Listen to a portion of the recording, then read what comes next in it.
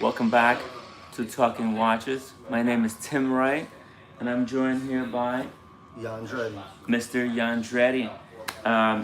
For the viewers who may not know who you are, can you tell us who is Yandretti?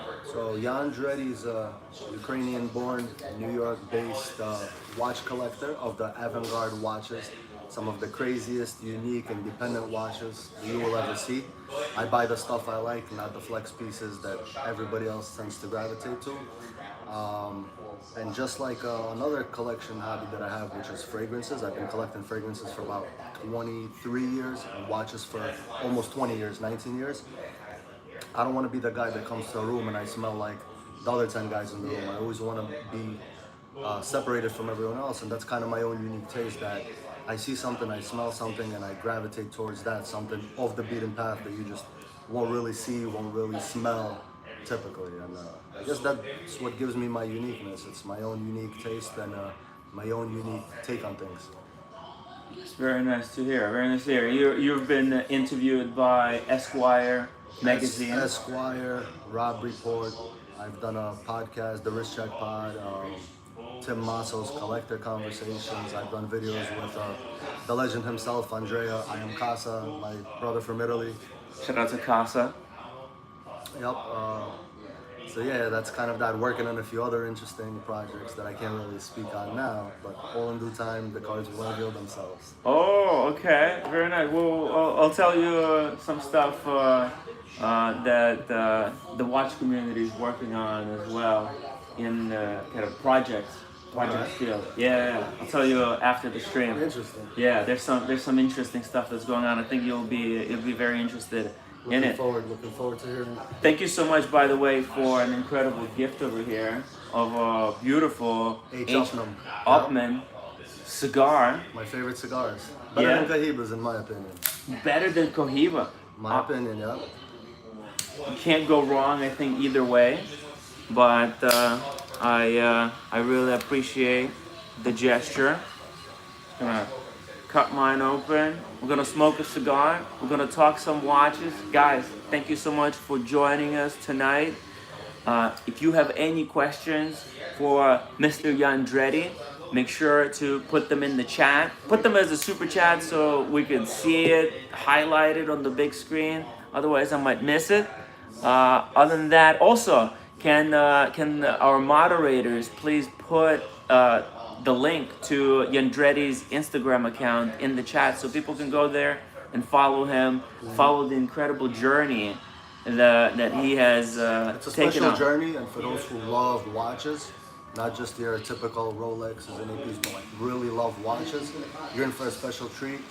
A lot of people, they message me, they tell me, oh, I've never seen this brand before. I've learned about this brand from you. It was the first time I've seen this. You know, I also helped out close a few watchmakers' books. Shout out to Fernando Ranzan from Mexico City, Thomas Schnell from Munich, Germany, my friend Carlo Lash, a young upstart, 30 years old, also from Chemnitz, Germany, sold about 10 watches. I got his first watch last year, and I had a lot of people inquire what it is. He does the treatment himself. It's like an acid salt treatment to give a very blue, purple, golden colors on the dial, all skeletonized, handmade, hand finished, incredible. And I had about 10 collectors already buy his watch in the last year, and get his name out there is just my way of giving back to the community that I'm so passionate about, that's given me so much. Yeah. And the socials, Yandretti, like Mario Andretti, but Yandretti, Yandretti. Shout out to Mario as well. Tell us, Yandretti, how did you first become interested in wristwatches? So I was interested in wristwatches. So growing up in Ukraine as a little kid, my whole family, they had Rados and they had Orient watches. Orient is a small Japanese brand, but at the time in the 80s and 90s, those were hot. It's still a really good brand, even today. Like, perfect brand to start out with somebody. And they've been making some amazing pieces, like the Bambino icon. Yep, and a Rado, for example, having a Rado in like the Soviet times, that was like having a Rolex today. And surprisingly, Rado is not a big brand in the North American market, but it's huge in the European and Asian market, like humongous brand. Yeah. And very affordable, great price point. I prefer the vintage stuff over the modern. They had some incredible designs. Like Cartier is known as the master of shapes and designs, but Rado has some from the Manhattan to the satellite watch. It had some incredible pieces that were like architecturally just nothing that's ever been done before and again. And they just, for some reason, a lot of collectors don't know about them. So look into Rado, R-A-D-O, and look at the vintage stuff from the 70s and 80s.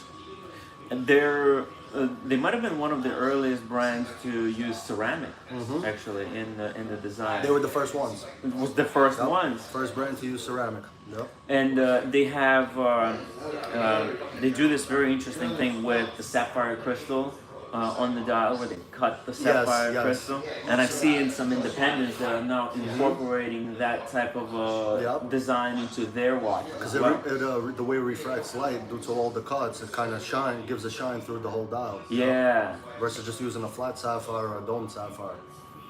Yeah, it's a very cool look. Yeah, one of the recent brands that did that last year was Toledano and Chan. Shout out to Phil and Alfred. They cut the glass a certain way to make it look asymmetrical. And what it does, the way light hits it from different angles, just kind of gives it a sparkle and a 3D look. That's right. So can you tell us what was your very first serious watch? First serious watch? Yes. Yeah. It was a blue dial, blue alligator strap Breitling Navitimer. And it was in 2007 for my 21st birthday. Nice. That was the watch that kind of set it off. So I didn't really wear it much until about I was 25 because I felt a bit weird, like as a young man, to wear such a, at the time, expensive watch as an everyday thing. But I would put it on special occasions, birthdays, or go out somewhere, go on a date, stuff like that. But that was my first serious watch. It was for my 21st birthday. My dad, rest in peace, got it for me. I didn't think he would, and he did. It's a very incredible gift. Yeah. Watches are some of the most amazing gifts, I think, in this world. Yeah. Right. And for example, let's do a wristwatch check. I'm wearing actually a Speedmaster 3861 Professional, the Man on the Moon. This was gifted to me by my viewers. Oh wow. Of the channel. So they're incredible. That's supporters. amazing. That's amazing. Yeah. And I have it here on this crazy. That's a nice strap, and you know how I feel about straps. Yes, that's right. So in the watch community, a lot of pieces that are, I guess, it all started from like my collection. They're called, so anything like off the beaten path, very independent, very unique looking, that doesn't look like the average thing, is known as a Yan watch. And if it has a crazy strap, it's a Yan strap because I do custom straps for all my watches. And anyone who knows me or anyone who's watching this live and has seen my stuff or is familiar with me knows that Jan always got the craziest straps. Like, oh, what is that? That is the craziest strap. And I feel like, so what to me straps are. So you take a beautiful girl, that's a beautiful watch. For the most part, you get a beautiful watch, it'll come on a black strap or a brown strap. So you take this beautiful girl now and you dress her up in a beautiful dress and you take her out to a restaurant or a gala or wherever, an opera. That girl goes from beautiful to stunning because that dress now shows off her beauty even more. And I feel like that dress, that's the Jan strap for the watch. It could take a beautiful watch and just turn it into something completely, like take it from a 9 to a 10 or take it from a 10 to a 20 and just elevate the whole look, the design, and just everything that much more. So that's my philosophy with straps. And that's a nice strap you got. Thank you. Here, let me show you. Take a look at this. Now, the watch community thought I was crazy for getting this one, but they haven't seen the kind of straps that you're putting together. I love this. Who inspired this? It's kind of inspired by the channel. I use a lot of pink in like thumbnails and the colors for my logo. And originally pink was the men's color. Was the men color, but then it was It's a very summer gentle thing too, and it goes beautifully with the dial. Touche. Right? Awesome. It kind of because Speedmaster is such a, I think, kind of boring watch on its own. It's just such a common piece. I'm glad you put it on the strap times. instead of the bracelet. I'm not the biggest fan of bracelets. I prefer straps. Yeah. There's only maybe a few bracelets in the history of watches that I liked. It's very tough to do a bracelet the right way because it's like it has to really work with the design, and then also sometimes it might work with the case, but then you recognize that design is like taken from somewhere Okay, else. Yeah, so Because it's there's not no designs really original, and yeah. most designs are taken either from a Jubilee, or luckily nobody's done the presidential bracelet that they did. That's one of my favorite bracelets ever. So some of the bracelets that I do like, I love the Toledano and Chan bracelet. Oh, That's they're because really yeah, nice. because Yeah. what they did was they brushed it, they sandblasted it, and they polished it. So it's three different finishes on it to give it a very.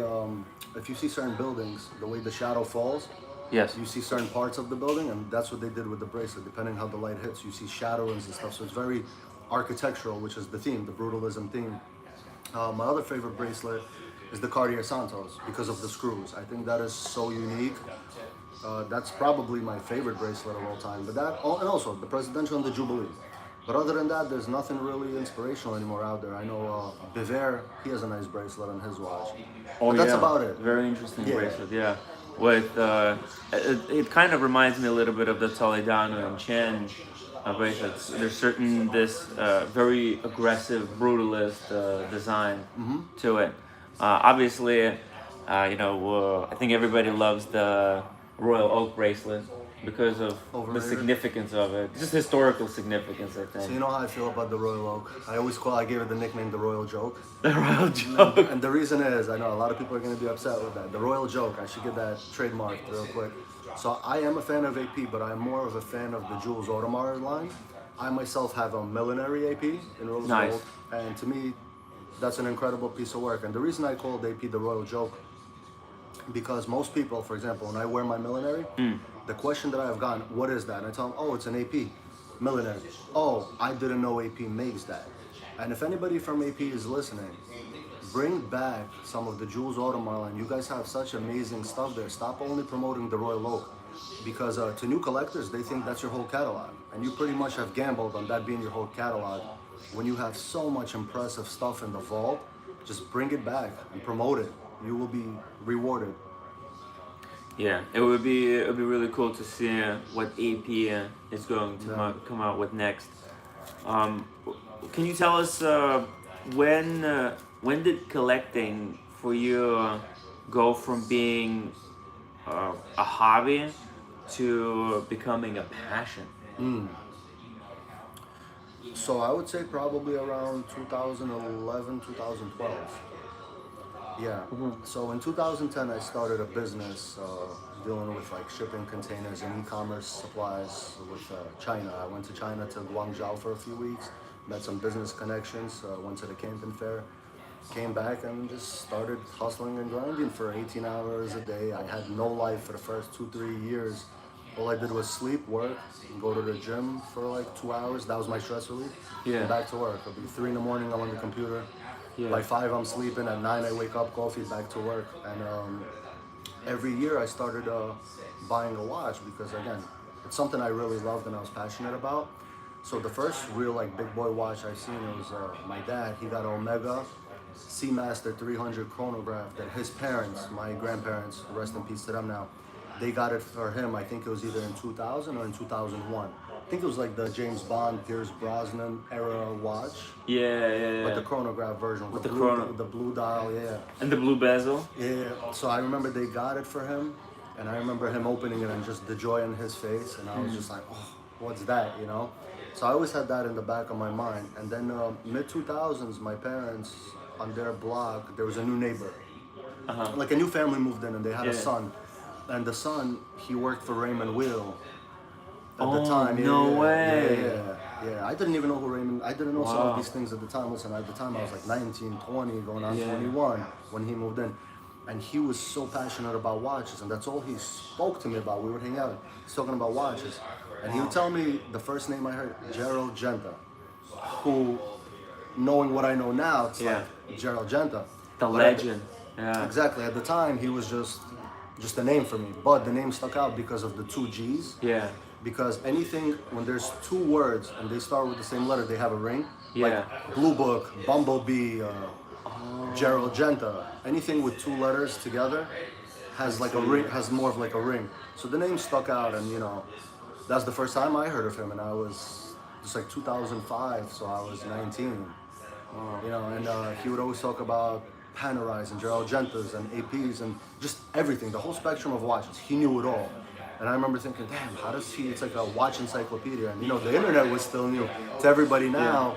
So I noticed a lot of people, once I got into the community, a lot of collectors only started really collecting during the pandemic.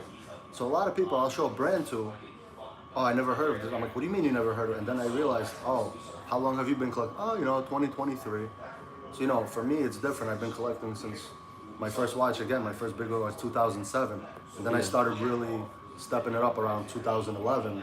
Oh, wow. Which is, again, that's almost 2 decades, 15 years. The heyday. Yeah. Yeah. Wow. Yeah, pretty much. So the first watch I bought myself was a Baumann Mercier chronograph Riviera. It's a discontinued model. Oh, okay, yeah. And what made me gravitate to that watch, one day one of my best friends, we were at the movie theater. I'm a huge film buff also, so some of the things I love, fragrances, watches, movies. So just a tidbit, growing up in Ukraine, so I'm 4 years old.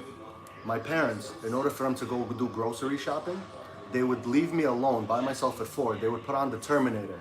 Nice. Terminator 1. Yes. Terminator 2 wasn't even out yet. T2 came out in 91. So I was born in 86. So T1 came out in 84. So, I'm 4 years old. So this is 1990. They're putting on the Terminator with Schwarzenegger as a 4-year-old. That's what I'm watching. That's traumatizing. But I I would ask them for that. And they would just leave me at home. I'm sitting in front of the TV and they're grocery shopping for 2 hours. Yeah. That was that. Nowadays here in America, I'm shocked. People are scared to leave their kids at home. I'm like, Yeah. what are you doing? Your kids are like 12 years old. Oh, I can't leave them at home. I'm like, listen, I was watching the Terminator at 4 by myself. So that's kind of that. So with movies, so my friend and I, one of my best friends, were at the movie theater, and his father happened to be in the area, so he called him and he said, do you want me to pick you guys up and take you home? So we're like, yeah, sure. He picks us up, and he has an interesting watch on.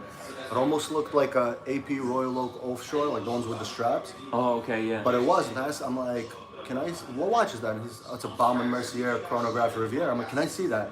He took it off, he showed me. I loved it. It also has like the screws, it's like a hexagonal shape, the rubber cut to size strap, chronograph.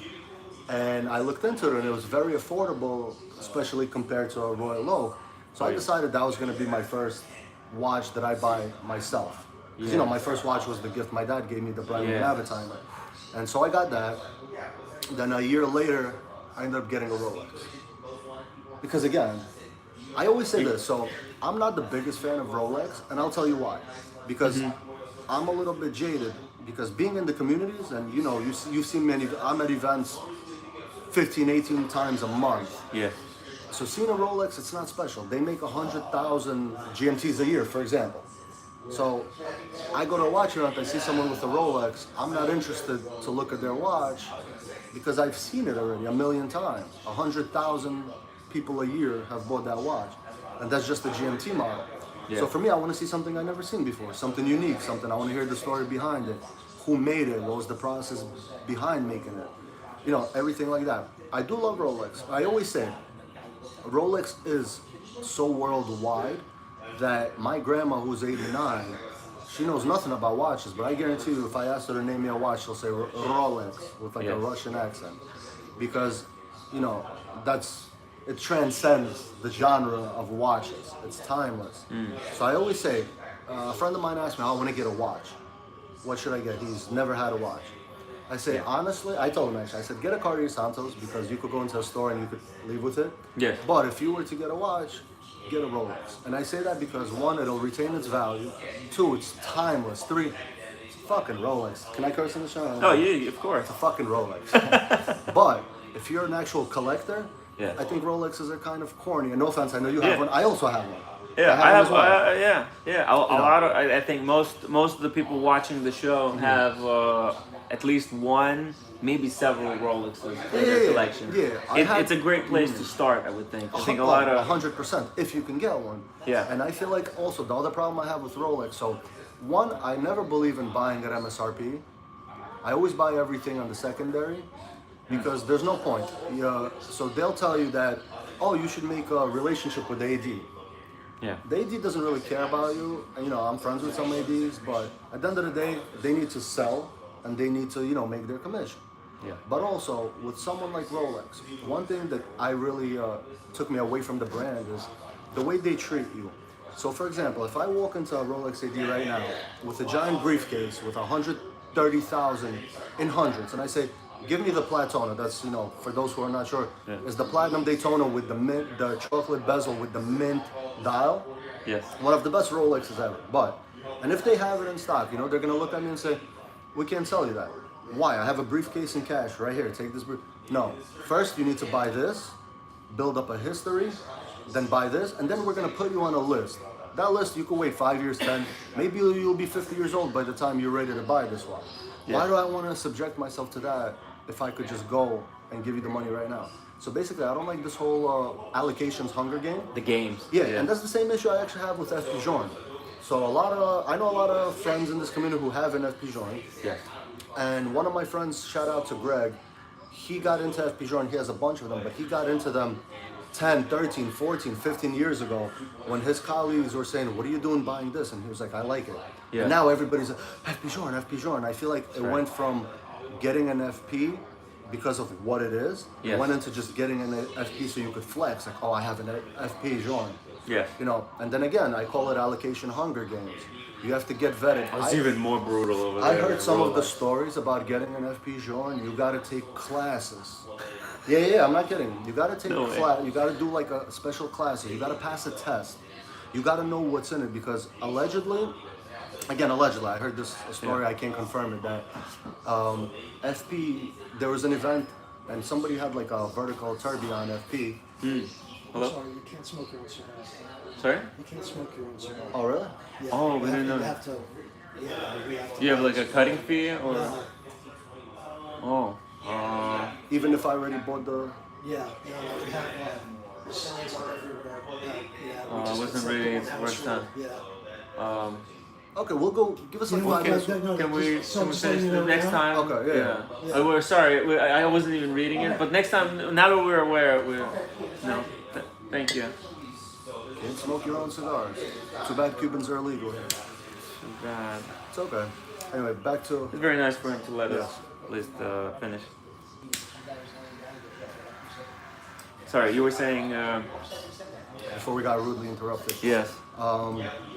So I heard this. So I heard a story again. I can't FP confirm this. yeah. But FP himself was in attendance, and somebody had a vertical tourbillon of his. Yeah. And he asked him about the watch, and apparently the person didn't really know much about the watch itself. Yeah. And what it does and all the features of it, but he just knew that it has It's a a certain toxic, yeah. that he could sell at an auction for, you know, a load of money and whatever. Yeah. And FP got very upset with him. Again, Yeah. this is just hearsay. I don't know. I don't know. I wasn't there. I could see that though. Yeah. Yeah. So now they want, what FP Jean really wants is the people who get an allocation to really be serious watch, who love it, who don't just Yeah. want to flip, which makes sense. Because there's so many flippers out there who just want to make a quick buck. Yeah. And I would want the same thing. I would want people to have my watches because they appreciate the art and what goes into making the watch. That's right. Because it's a lot of, listen, a lot of these watches, it's hours, blood, sweat, tears poured into it. So I would also want someone who appreciates the watch for the watch. Right. But that's the problem. That right now, FP Journe got blown up so much with hype, and it's justified hype, but it's still hype, that it's an allocation Hunger Games and waitlist, and you gotta jump through hoops of fire to get one. And that kind of, as a collector and lover of horology, that draws me away from the brands. I don't want to go through hoops of fire to get a watch, you know.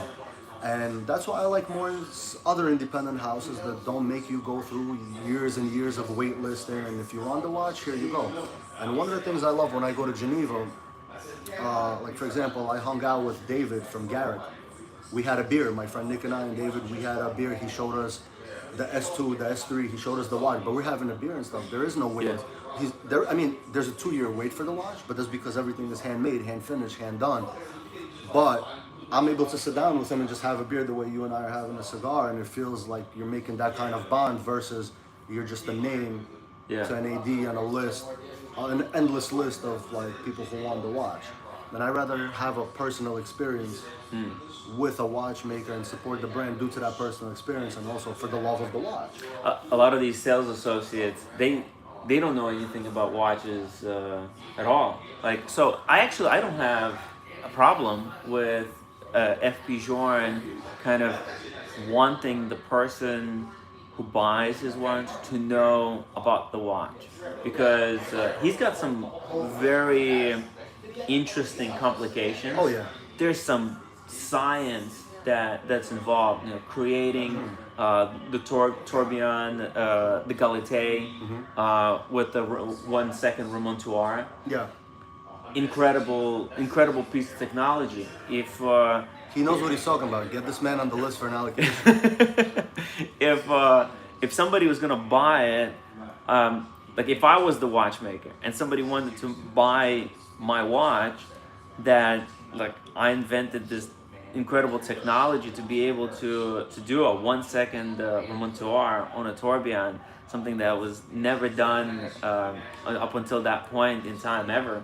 And also like that is a really I think what makes FP Journe so interesting is that his complications, they're kind of in line with timekeeping. He Yes. does stuff that like he was trying to improve timekeeping. So all his complications have to do with the timekeeping. Whereas there's some interesting brands that do different interesting complications, but they don't necessarily have to deal with the precision. Listen, even what he did, I'm a huge fan of the Elegante model, which is considered like the starter model, I guess. Yeah. And it's a quartz model, but the way he made that quartz where it could literally the battery could last 16 to 18 years. And once you set the watch and it stops winding, it has a built-in, almost like a little computer that once you pick the watch up, it resets back to the correct time. That's right. That's incredible. But also, the Elegante, the MSRP on that was 10K a few years ago. Now it's on the secondary market for like 120,000. Last year it was at 40. Now it's at 120.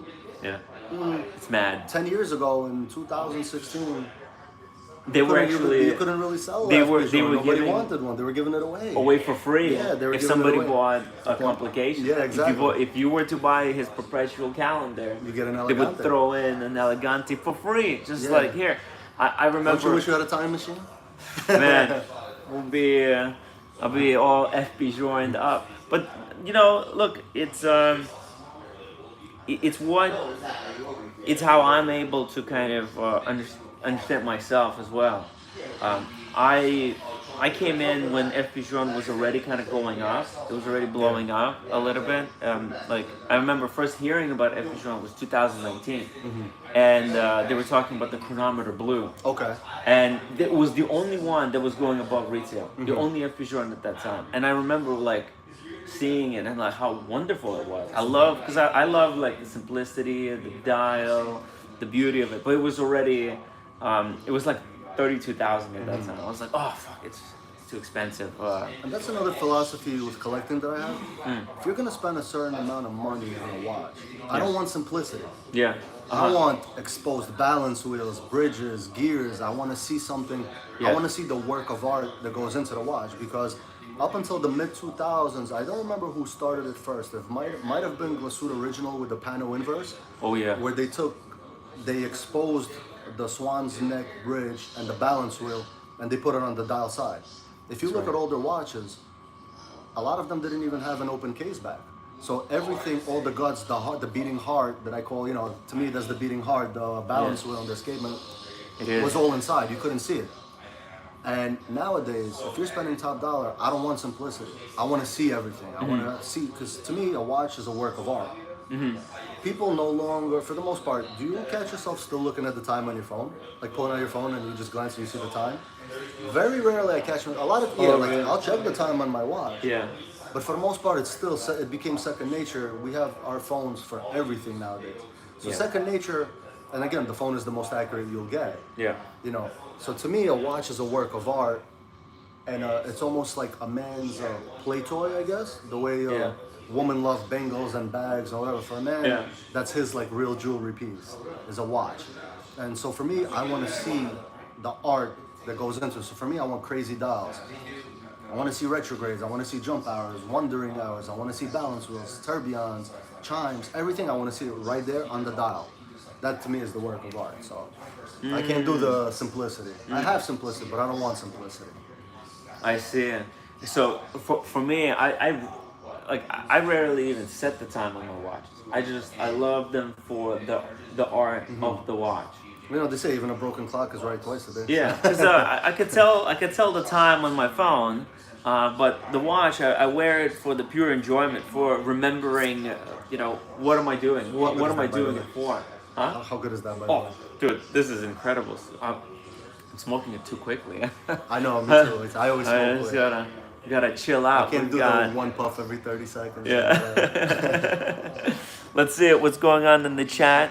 Just a shout out here to our audience. We got Steer Pike in the chat. Howdy, Steer Pike. We got Dean. Dean says Butterfingers Timmy.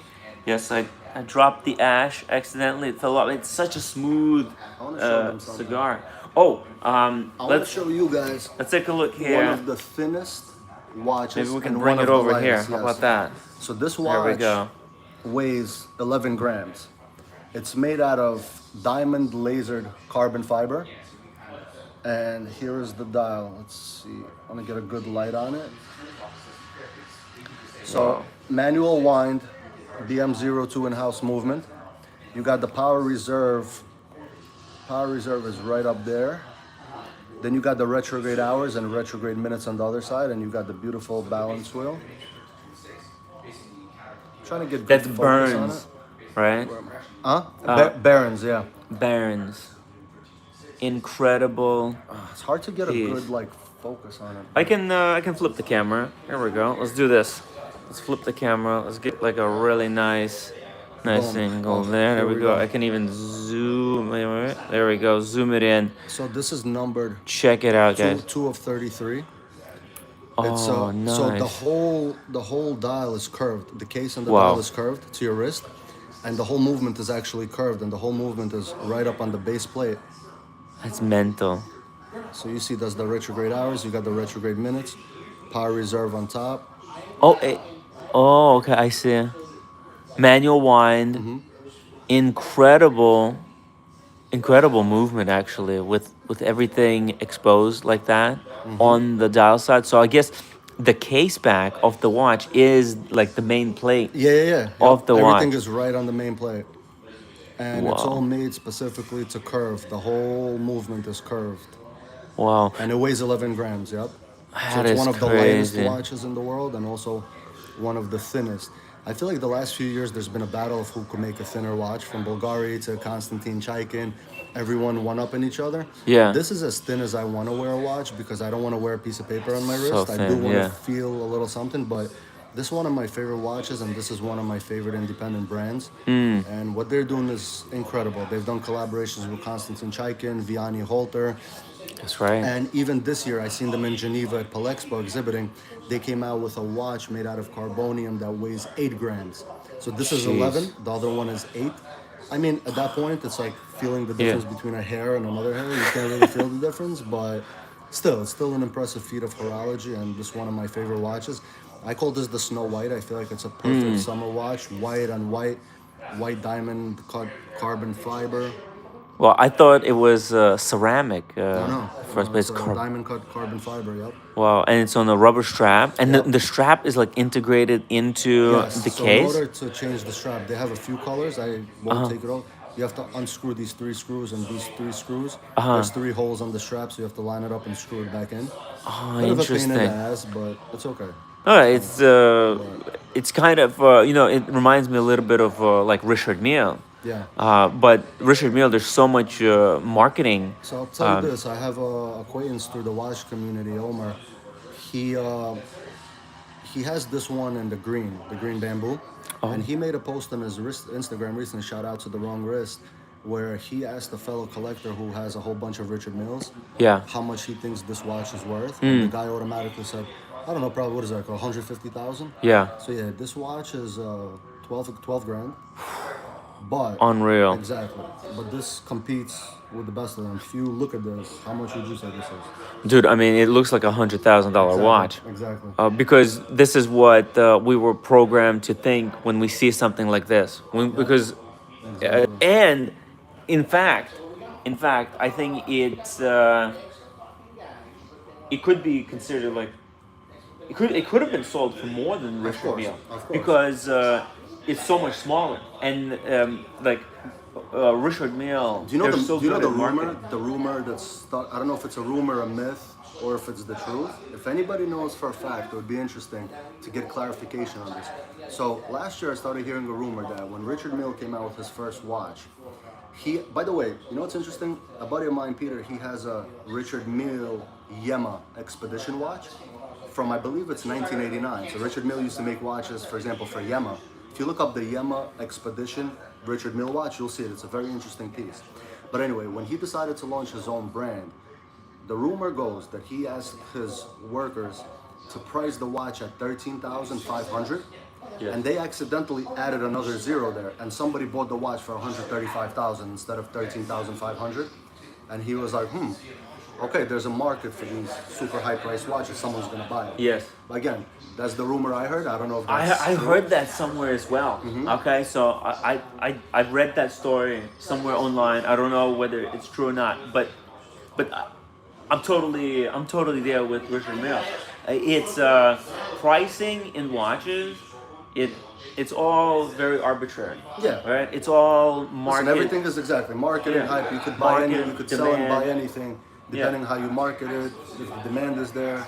He was the first one to identify that there is a market demand for something that's even more expensive than $100,000 watch.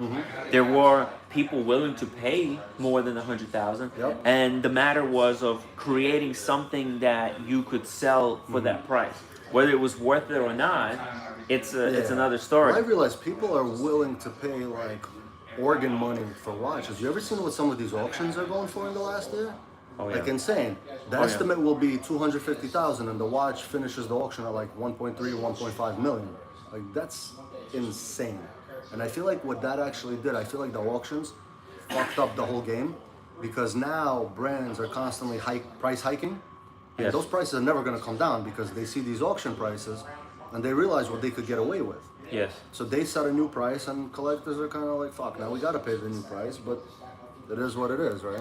As long as they're able to keep the train going, and I think there was a ceiling that was hit, and the market is very interesting right now. We'll talk about the market actually in just a bit. I wanted to hear about the philosophy, your collecting philosophy. Before we Okay. move on to the other So- stuff. So you got this piece on the wrist. Tell us about So what my is your collecting philosophy? I feel like a lot of people will not agree with this, right? The reason is, a lot of people, whether they'll admit it or not, they fall internally for the hype because they want to fit in. They want to fit in. Me, I don't believe in fitting in because I'm a standout. You know, Yeah. I've always been a standout. So for Yeah, me, yeah. my collecting philosophy is I buy what I truly love and what I truly like and just what speaks to me. I see a watch and I just know that's me. It's an extension of my personality. You just know what you know. I never look at a watch and think, I want this because I want everyone else in the room to feel a certain way about me having that watch. I'd rather not. I prefer the if you know watches. I'll give you an example. So I have a watch in my collection. It's a one piece out of 99. It's called MCT, Manufacture de Contemporaire de Temps. That's the French pronunciation. But basically manufacture the contemporary time. And the watch is called a sequential 2. So it's a jump hour in rose gold with an in-house movement. The company went out of business. But at the time, so they came out, they had a GPHG in 2014 or 2016, I believe, for this watch. The watch, if you've seen my video with Casa in New York last year, I had that watch in my collection there. It has 4 quadrants, so it's a jump hour. Each quadrant, so 12, 3, 6, and 9 o'clock, has 5 little blinds. The blinds flip over to reveal, blinds almost like a window. And they flip over to reveal the next hour, and it jumps. So 3 of the hours are covered. The hour that's open is whatever hour it is of the day. It'll be like, if it's 12 right now, it's 2, say it's 2 o'clock, right? Yeah. The 2 is open, Yeah. and everything else is covered, and there's a minute window. But once it jumps to the 3, you see those blinds covering the 3, flip over to 3 o'clock, and then boom, it just jumps to that. So the reason I bring that up, last year during New York Watch Time in October, I went to my friend Andy's bar, the Jeffrey, because he was hosting the guys from Armin Strom Band. And Claude, Michelle, they seen the watch and they're like, MCT too, MCT sequential too, right? And I'm like, yeah. So the people who know, they saw right away, and it was like that level of respect of like, oh, we know what that is.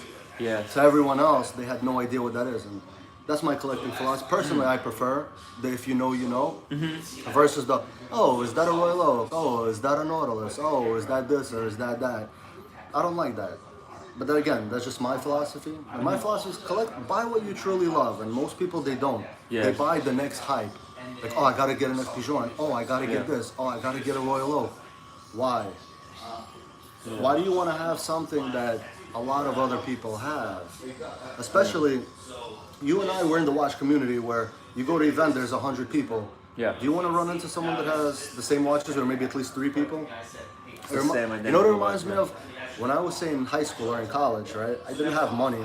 So I would shop for clothes at like H&M, Century 21 before they went out of business. Yeah. Zara. At the time, even Zara was kind of expensive. This is like 2 decades ago. But if you buy something at, for example, H&M, you know, you're like, oh, I feel fresh. You go first day of class, and then you see 3 other people in the room with the same t-shirt as you. You're like, fuck, they're wearing the same thing as me. And that's how I feel about watches. Filled with cringe. Yeah. So when I come into like a watch event, Yeah. I want to be the only one with Yeah. the timepiece at that event. I don't want to see 2 or 3 other people with the same thing on their wrist. Kind of Yeah. like the same t-shirt going into the first day of school.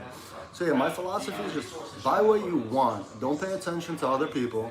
There will be snobbery, that's everywhere, but you're going to let somebody else judge you? Yeah. Judge yourself. You're always your own competition. Yeah. And the only person you really have to be accountable to is the man in the mirror. You know, nobody puts the socks onto your feet in the morning when you get out of bed except for you. So don't care what other people think of you or your collection. Buy what you like. And also what I love is we're at a beautiful point in time, like as they say, what a time to be alive, because micro brands have blown up. And you know, not everyone could afford a Rolex or an AP or a Richard Mille, but micro brands made it accessible that if you love watches, you could get yourself something super cool for $1,000, for $500, shit, for $400, for, you know, at any price point now, you could get yourself something cool and be a part of the community and feel good having something on your wrist that's unique also. You know, it doesn't have to be a flex watch and it doesn't have to be an expensive watch. I believe as someone who loves watches, I love them all of them. And even an Apple Watch. People will hate on the Apple Watch. That is the most significant watch of the last 25 years. I wear my Apple Watch to the gym, and I'll tell you this, last year I got myself on like a diet. I'm like, okay, I want to lose 10 pounds. Yeah. You're looking good, by the way. Thank you. I'm trying. I eat once a day. I do a lot of fasting. Nice. But I was on a diet. And you know, if anyone's been on a diet, it's the most annoying thing, especially if you like to eat everything, and I love food. Yeah. So it was a Tuesday. I lost 50 pounds. 50? I'm with Okay, you. nice, I'm nice, with you. Yeah, nice. I'm on the process right now. So I was on a diet, and it was a Tuesday, and I was on the way to the gym, and suddenly I really wanted pizza, and I'm like, fuck, I really want it. And I know that if I told and I said, you know what, Jan, wait till Sunday to have like a cheat day. Yeah. But it's Tuesday, and I'm thinking, all right, you know what? If I don't eat that pizza now, I'm gonna come home. I may hold myself off for a few hours, but that test of willpower is gonna get the best of me, and I'll probably binge eat everything in the fridge at night. Right. And like, all right, I'll restart the diet tomorrow. There's nothing worse than feeling that failure of not doing what you set out to do and not hitting that goal. So what I did was, instead, I went. It's Yandretti. Was he a racing driver? No, but you're thinking of Mario Andretti, the legendary driver. I'm a big fan of cars, and to me, driving is a stress relief. And it just so happens my name Jan, the last 2 letters are the first 2 letters of his last name. And since I love driving, so Yandretti. And it has a ring to it, and it's stuck. I like it. I like it. Kind of like Madonna or Yeezy or can't say Diddy because you know we don't say that name. Yeah. That name is canceled forever. But what was I saying right before that? Yeah, so the pizza. So what I did was I ended up saying, you know what, fuck it. It's a Tuesday. I went to the pizzeria, I had 3 slices. Broke the diet. But what I did was I looked up the calories. It was about 900 calories. Yeah. I was wearing the Apple Watch. Went straight to the gym. Went on the treadmill. I put on the HBO show Succession. And for an hour and a half, I killed 2 episodes almost, or an episode and a half. But the time flew by. I'm just walking at like 3.8 pace. Slight incline, maybe 3-4. Yeah. But I'm watching the show, so I'm not paying attention to anything else. The show kept me captivated, and I burned off those 900 calories, and then some. So not only did I have the pizza, but I scrubbed out those calories, so it didn't fuck up the diet. I woke up the next day, maybe like half a pound, even less, and I had the pizza. Yeah. But the Apple Watch helped me count those calories to make sure my heart rate was up, to make sure I was burning the calories. So the Apple Watch is a beautiful thing. It has its own time and place. I remember I was in Florida, I'm in the water, and I never wear watches. I don't shower in watches. I don't wear a watch to the beach. I wear a watch strictly out. I don't understand. I don't care about the Atmos and everything and the water resistance. I'm not gonna wear a good watch to the beach. But an Apple Watch I did. I'm in the water. Suddenly the Apple Watch tells me that there's water in the watch. Oh. And it made me turn the crown. There's inside of the Apple Watch, like on the side, there's like these little holes. And it made me turn the crown, and what it did was expel the water out of the watch. Oh, You actually, no way. Yeah, you actually see like you see it like foaming and the water coming out of the watch. Yeah. Whoa. Show me another watch that could do that. So there is a time and a place for everything, and I don't know why people hate on the Apple Watch. You get your heart. If I'm driving, I could see if someone messaged me, if it's an important message or an email. And again, the best part for me with an Apple Watch, I wear it to the gym to track how many calories I'm burning, so then I could let myself eat whatever I want. So, It's the Apple Watch that got me back into collecting watches.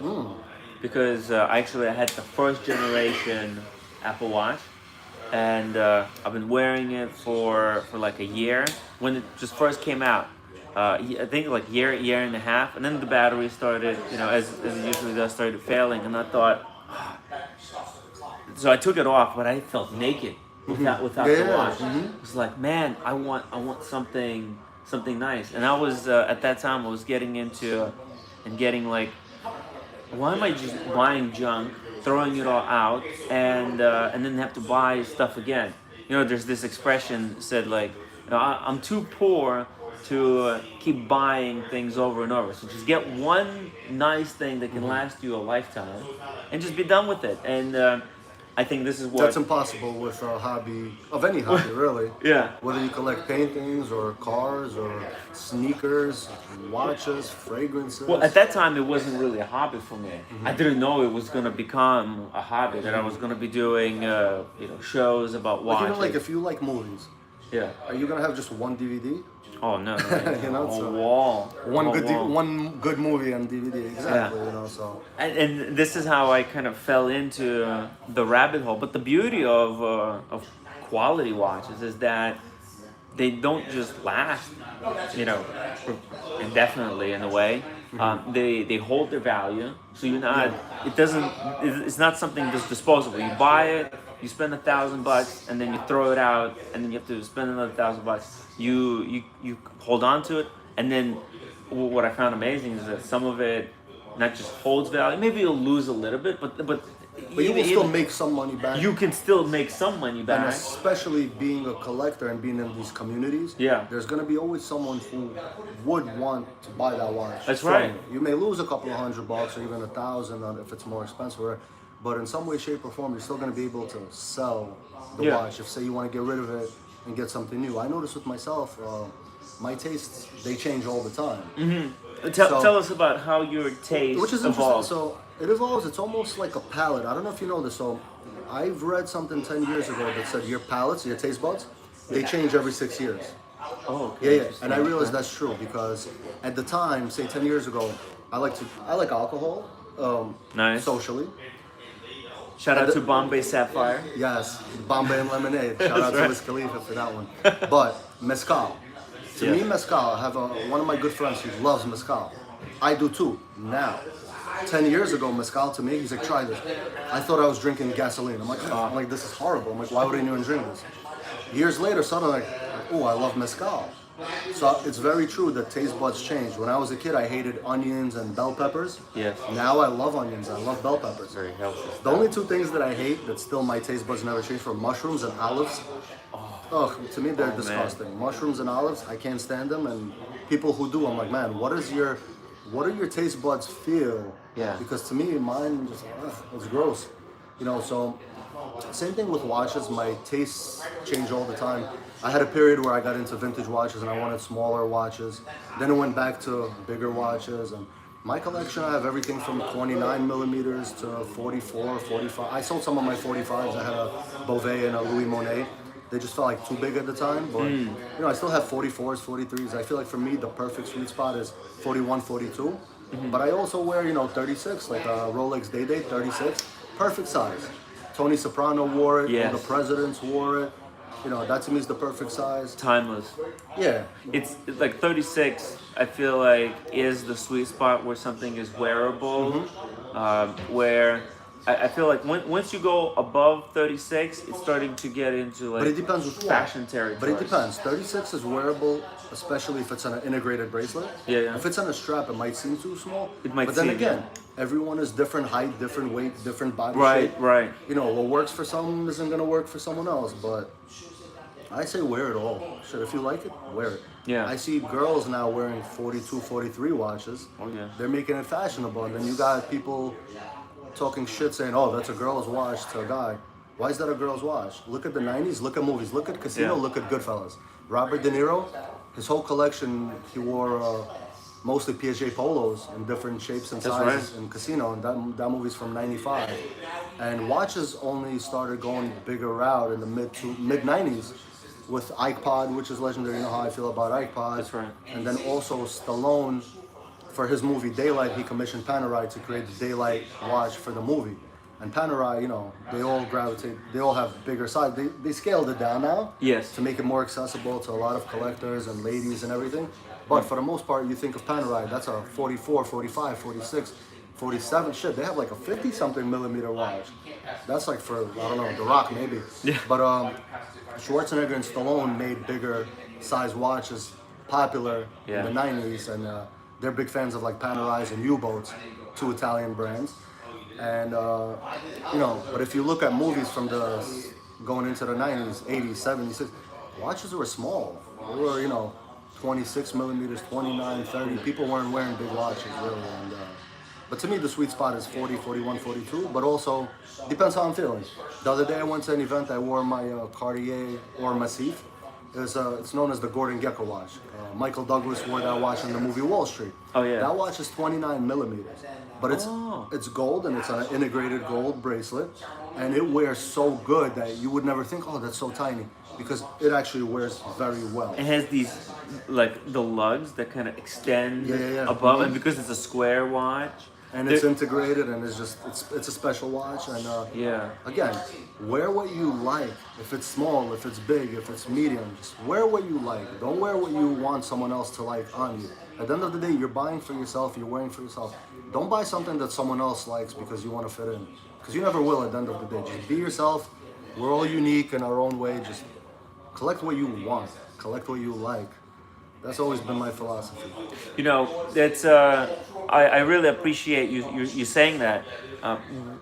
What gives you this courage to do it? Because I think a lot of people they struggle with like finding that identity. I just don't care about other people's opinions. You know, there's an old school quote, opinions are like assholes, everybody got one.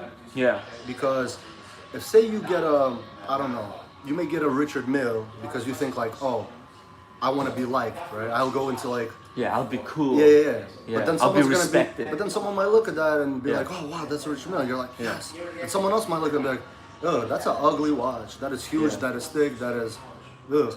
So again, you're never gonna please anyone, but work on Yeah. pleasing yourself. You gotta be. Don't let the external affect the internal. The internal is the most important part because the internal, that's you. You know, and the external, there's so many external factors all around us all the time. Yeah. But the internal, that's the important part because the internal, that's how you feel and that's how you relate to yourself. So don't let external factors affect the internal, because the internal, He- that's the real. Do you remember when you internalized this philosophy Yes. and started living it? Yes, 2012. So after Tell us that, about it. after that Bauman Mercier chronograph for a year, I got myself a Rolex, and I ended up hating that Rolex. It was a very rare model. I have a photo of it somewhere. It's most people don't know it exists. It was a Datejust. It was 41 millimeters, but it was the Datejust at the time. Rolex had just came out with the Day-Date 2 and the Datejust 2. That's And okay. while it was Yes. 41, the proportions were completely off. It looked like somebody took the watch by the bezel and Yeah. stretched it this way. Yeah, yeah. And while it was only 41, and they ended up doing a 40 after, the watch looks completely, that 1 millimeter is completely different, because again, it looked stretched, it looked horizontally stretched. Yeah. The bezel looked super thick and huge. The proportions were all off, because Rolex wanted to fit in. They wanted to at the make it time. bigger, Yeah, yeah? 15 years ago, they wanted to fit in with the new wave coming in of bigger is better, which it's not. Yeah. And I got that watch. It had the Roman numerals, but they were kind of hollowed out. It was almost like a outline of the Romans. And at 9 o'clock, it had a stick marker, kind of like the Wimbledon, before the Wimbledon. And that stick, I have OCD and ADD, and that OCD, it bothered me. I can't figure out why they put a stick marker at the 9 o'clock. Either do it all stick or do it all Roman. Don't do Roman and then suddenly have a stick there. Someone is calling me. It's okay. I'll check the chat real quick. Shout out to the guys joining us tonight. Shout out to Cheeky Winders, Web One, 4CDs. Hello, Kevin Hawthorne. Shout out to Lakeland, Florida. Good to see Mike Lewis joining us tonight. Dean. What do we got? We got Double D. Says, sorry I'm late to the party. Who is this? Better late than never. Yeah, who is this Tim interviewing? Guys, put the link to Yandretti on Instagram in the chat so everybody can go follow. Yandretti. Yandretti. One word, one name, like Madonna. Yandretti. Very easy. And thank you. Let's see, we got also Graham. Graham, welcome to the show. James, the watchmaker, says, timwrite is the king of watch talk. Wow. Yes. Gotta get him the crown. Get him the crown in gold with diamonds. Put the rubies on. Send him the crown. Yes. Well, they already gave me this crown. That is you know? awesome. That's man. Thank you. You guys are amazing for that. Very amazing Yeah. community. I'm sure that makes you feel that much more, and everything that you're doing and your ventures makes you feel that much more appreciated. I really appreciate it. This is a reminder, like why do I keep doing this, and who am I doing it for? That's why I said like watches are such an amazing community too. Yeah. It's the best. Oh yeah, watch people, and it's incredible, very diverse group of people. But I wanna actually finish that train of Yes, thought, because please. you asked me the question, when did I start having this philosophy? Yeah. So once I got that Rolex, it was also an Oyster Perpetual bracelet. I hate that bracelet. I hate it. To me, Rolex is Jubilee Yes. and it's presidential. Again, to each his own. But personally for me, that presidential bracelet is just, like those squares, links, it's boring to me. So what The I did was, Oyster. yeah. The Oyster Perpetual bracelet. Yeah. I don't like it. Okay. To me, Rolex is Jubilee. Something about The this. Jubilee. Yeah. I think everybody says oyster bracelet is very boring. It's very generic. To me, my favorite is the presidential bracelet. Yes. Then the Jubilee. And Yes. the Oyster, I can't even say rank it. I'm not a fan, period. So I ended up getting rid of that Rolex. And the following watch that I got, that's when I started going down the independent rabbit hole. I got a Beauvais. Oh, Yeah. whoa. Beauvais Sportster Saguaro model. It was a chronograph. It was a bullhead, so it had the crown on top at 12 o'clock with the pushers at 11 and 1. Oh yeah. And so one of the things about Beauvais, you're familiar. They win. Shout out to GKG. Audrey. Audrey Yeah. is incredible. And her dad, Pascal Raffi, what they're doing with Beauvais is amazing. And they win GPHG, I think, like every year for like insane complications. And they make some of the most incredible watches. And I ended up getting almost like an entry level watch.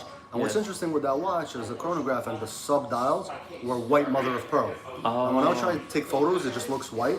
but when you actually see it, it's mother of pearl subdials. Yes. And I ended up getting into this rabbit hole of independent watches because at the time also you would see people with Rolex growing up in Brooklyn, like Breitlings and Rolexes and Ulysses Nardans, and you wouldn't really see anyone with independent brands, and that's kind of how I wanted to stand out. So I started with a Beauvais and then Louis Monet and Harry Winston, like all these cool brands. And technically Harry Winston's not independent because they're owned by Swatch, but Swatch kind of lets them do their own thing. Yeah. You know, and Max Busser, shout out to Max, buddy of mine from MBNF, Max Great Busser. guy.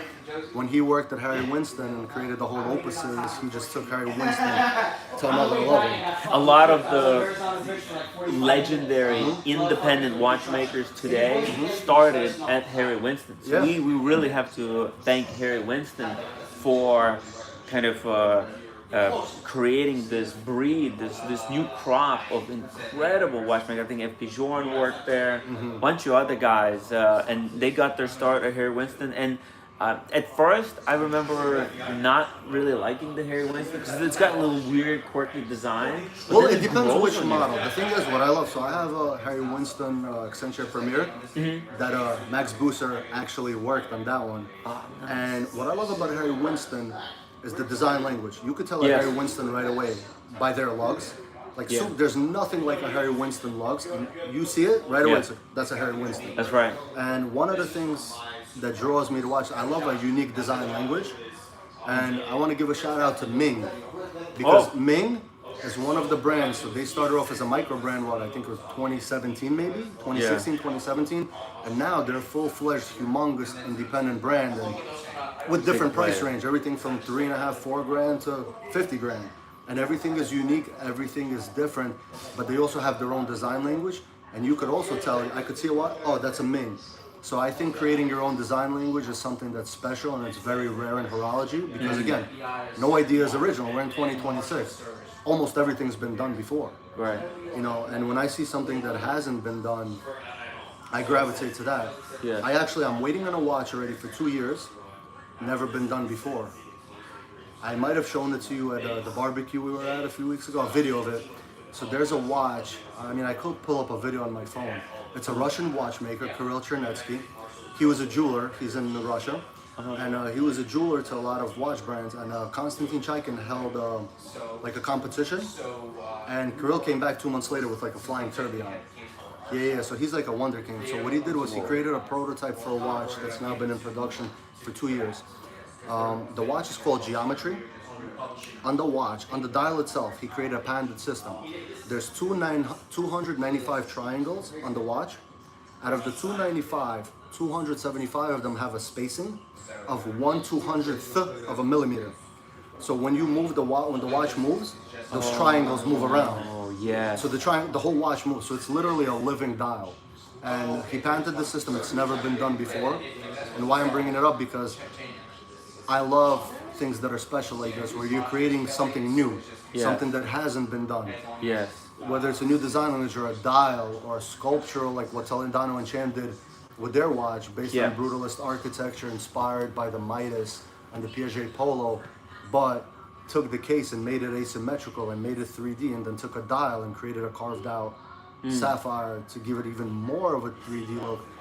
It's everything I love about horology and what I love about independent watchmaking is just do something new, do something cool, do something that hasn't been done before, which is rare. And if you do that, I'm all for it.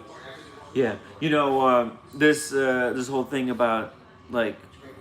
I actually want to pull up that watch that I was talking Pull it about. up. Because he's in the Let's process show of it to creating me. it. Because it would be cool to spotlight the guy, and also like just wanted to make a comment on this thing. Like everything has been done, and to a certain degree, it's kind of true.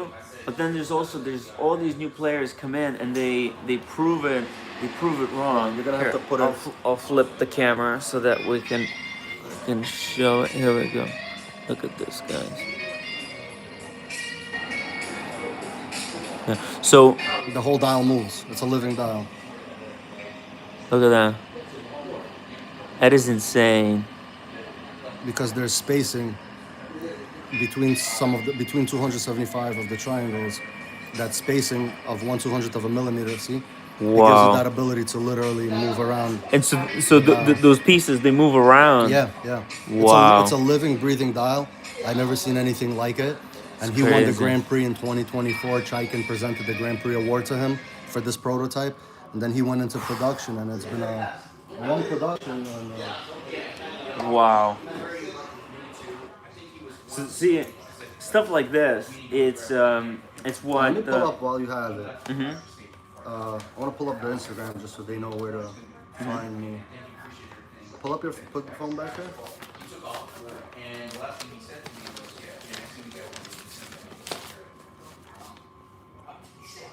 Second.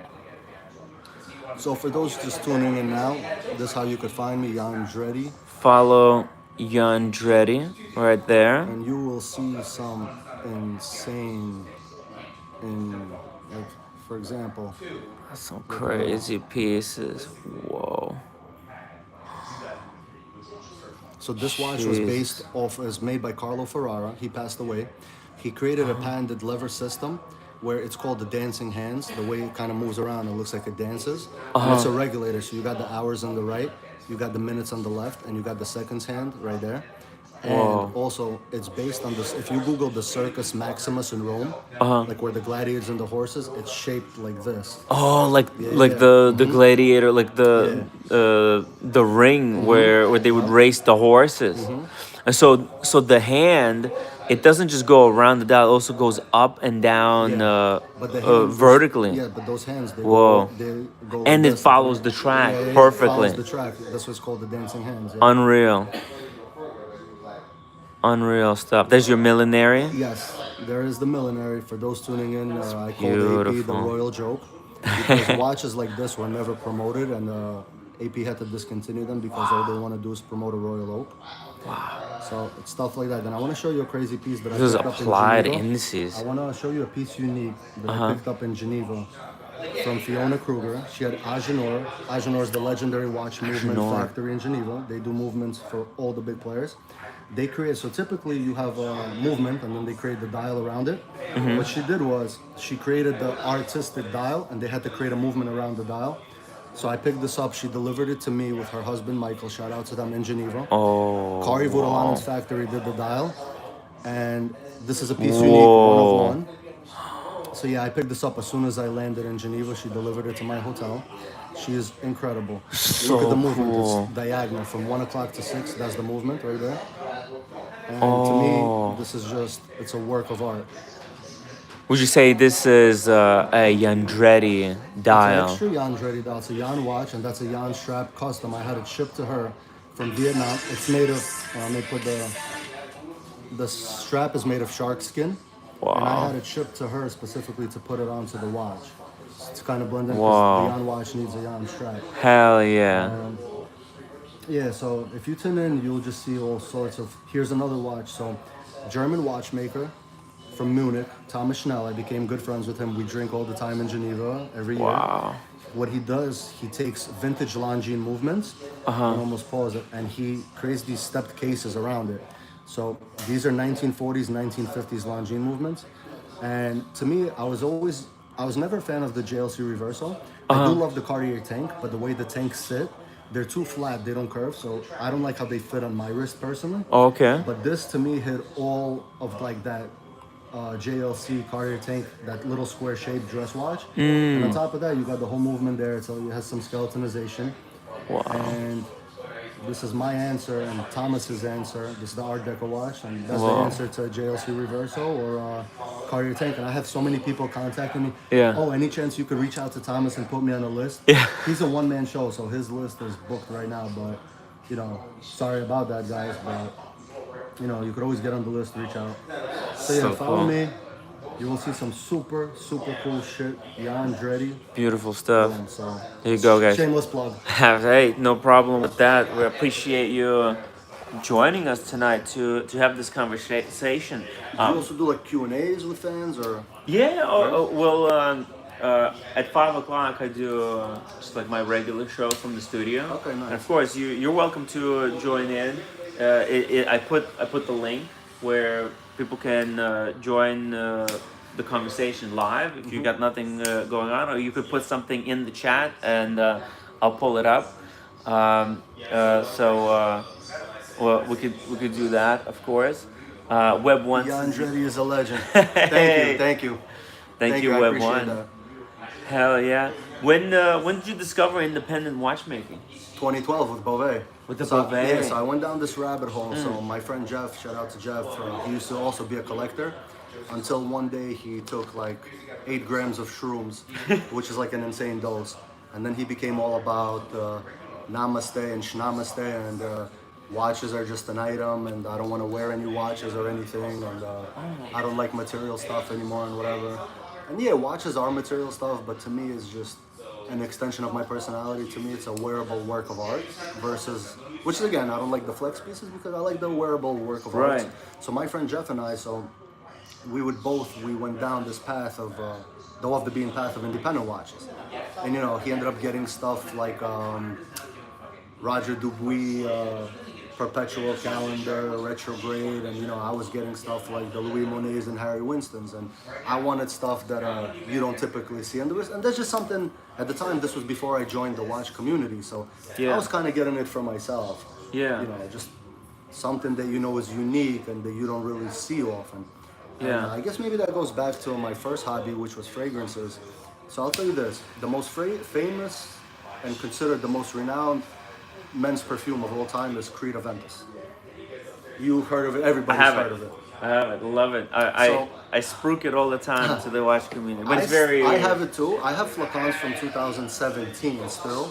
Yeah, nice. yeah. Oh, that's the OG before. blend. But I want to say something with that cologne. It came out in 2010, and I ended up buying it that year. And I wore it from 2010 as my signature daily scent till 2013. And everywhere I went, oh my God, you smell so good. Oh my God, you smell so good. What are you wearing? And then it became so popular that literally everybody has it. No offense. It's like I a still have it Submariner. too. Yeah. Yeah. Exactly. But if say I'm going on a date, right?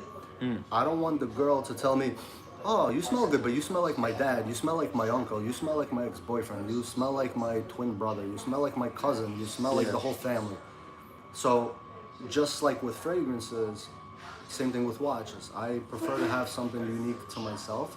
And one of the questions I hate, say with fragrances, I have like a huge collection that I've been collecting since 2003 with Acqua di Gio and Dolce Gabbana Pour Homme, back when it had the blue velvet box.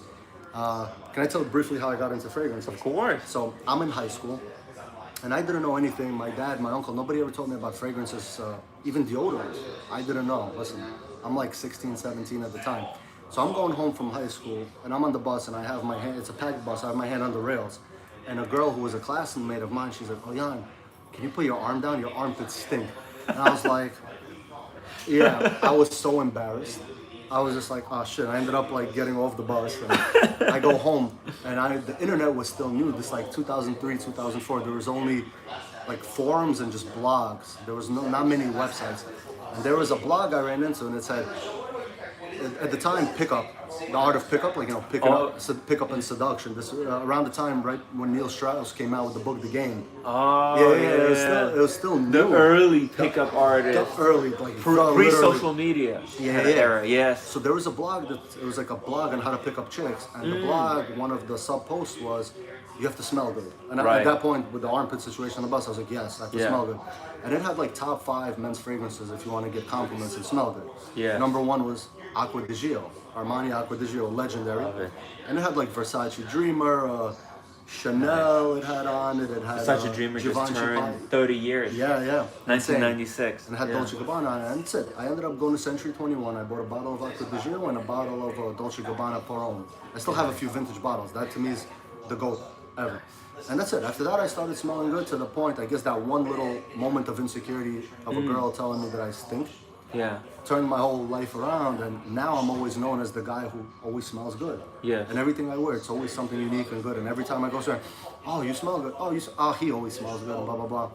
And one question I hate the most is when people ask me, what are you wearing? The reason is, there's one particular fragrance, I'm not going to mention it. I'm gatekeeping this shit because it's my signature scent. But when people ask me, I had a friend of mine at the gym the other day, what cologne are you wearing? He pulls up his phone, he wanted to Google. And I'm like, why do you want to smell like me? Yeah. Be your own unique, especially fragrances. They mix with our body heat Yeah. and our chemistry, and it creates a whole different scent. But I don't want everyone else to smell like me because again, my identity. This is I. This is the fragrance I chose to wear. This is what I like. You want to wear something that I like, which I mean, it's cool. It's understandable. But my main signature, I gatekeep. Everything else, if anyone wants to know some dope fragrances, like Yeah. Blue Talisman by Ex Nihilo, amazing summer fragrance. Let me see, Molecule 01 Plus Patchouli, they have a whole line. 01 Plus Ginger, those are fire. Amouage, Outlands, Amouage Decision, Amouage Purpose 50, all fire. So, I'm giving away little gems while gatekeeping my signature scent. Yeah, write it down. Write it down, guys. Yeah, because you're going to smell good. For ladies, if you want to get a lady, a wife, a girlfriend, a romantic interest, the best fragrance for women, period. Women are going to hate me for this. Delina, Delina, by Perfumes de Marly. Delina is the best of all time female fragrance. It is incredible. Is it in the pink bottle? Yes, pink bottle with the chrome cap. Nice. Insane. It has the little pink tassels on it. Beautiful Incredible. bottle. Yeah, incredible It's an house, incredible fragrance house. Yeah, it is an incredible gift. I've gotten it for a lot of my ex-girlfriends. A lot of people they don't know about fragrances, and I think for watch collectors, fragrances is such another. They go great hand in hobby hand to- almost. Yeah. They're almost like cousins. You know? Yeah, because like the thing is, watches Let me are check a my big meter. While you purchase. talk, I'm gonna check my meter so I could renew it. Yeah, just in yeah. case. I'll put for 2 hours. But Watches are such big purchases. You can't just be buying watches, every month or every week or whatever. Yeah. You need something in between. And fragrance is something that's relatively very affordable. Oh, yeah. And if you have more than 10 fragrances, let's say, in your collection, they'll last you a lifetime. I have bottles Yeah. that I have probably from 2008, 2009 that I look back in the back of my cologne closet. Yeah. And I'm like, shit. I'm like, I need to stop buying fragrances because it's also an Yeah, addiction. yeah. I'll go to a fragrance store. I go to boutiques. There's like Oswald's NYC in Soho. There's also Scent Bar. They have one in Williamsburg, one in Soho. But they have stuff that you won't see anywhere. You won't see them in Bloomingdale's. You won't see them in like Nordstrom's, and it's niche scents. Yes. And that's where you could really find a scent that caters to you. Because again, I don't want to smell like everyone else. I don't want to go to a wedding and I smell like 3 other guys at the table. Yeah. And that's that, I guess. It's something personal, I guess, and I guess what you're trying to say is people should test different stuff, Yeah. and find that works best on them, for them, Exactly. and find their own identity. Yes. And not so much like shouldn't be following anybody else in like identical stuff. It's a little bit. It's like copying. Somebody. But if you like it, you like it. If you like it, you like it, of course. But there's something for everyone. Yeah. In any genre, in any niche, like if I ask you your favorite movie, I'm pretty sure it's going to be different than my favorite movie. And you ask 10 other people, you're going to get 10 different answers. Like, Yeah. What's your favorite movie? Give me Lord 2 of of your the favorite. Rings. Lord of the Rings. Yeah. 1, 2, or 3. All of them. Number 2, I love number 2, Okay. but I just watched Everything, Everywhere, All at Once. Okay, Fuck, that's one of the only. trippy. That's one of the only movies. I'm a huge film buff. I never leave the theater, but I left midway. I'm like, really? wait, I can't. I'm like, I don't want to waste more time on this. You gotta watch it when you're high, though.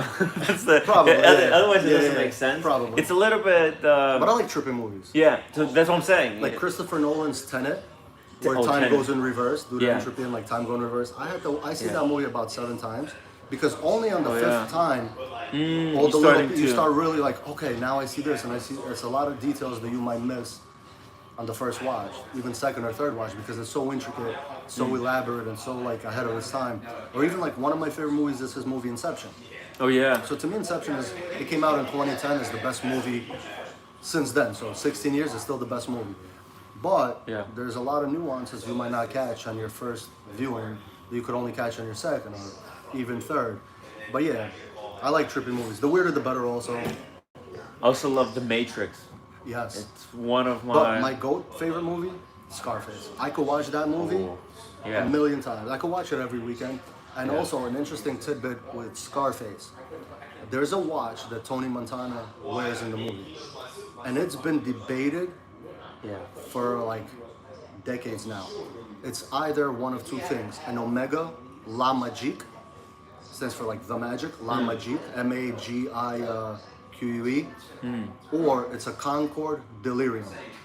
So if you look, there's specific watch he wears, and nobody has been able to really pinpoint which one of those two watches. If you Google both of them, Concord Delirium, Yeah. Omega La Magique, Scarface, Yeah. you'll have the debates if it's that or it's that. Yeah. It's always interesting for me to see what someone else is wearing, especially in movies. I get curious, like, oh, what is he Yeah. wearing? What is he wearing?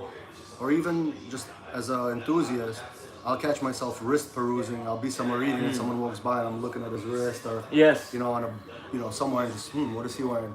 Because everyone is so different and unique. You get a feel for who they are by what they like, whether it's a movie or a show or a watch or an outfit or whatever. Do you feel that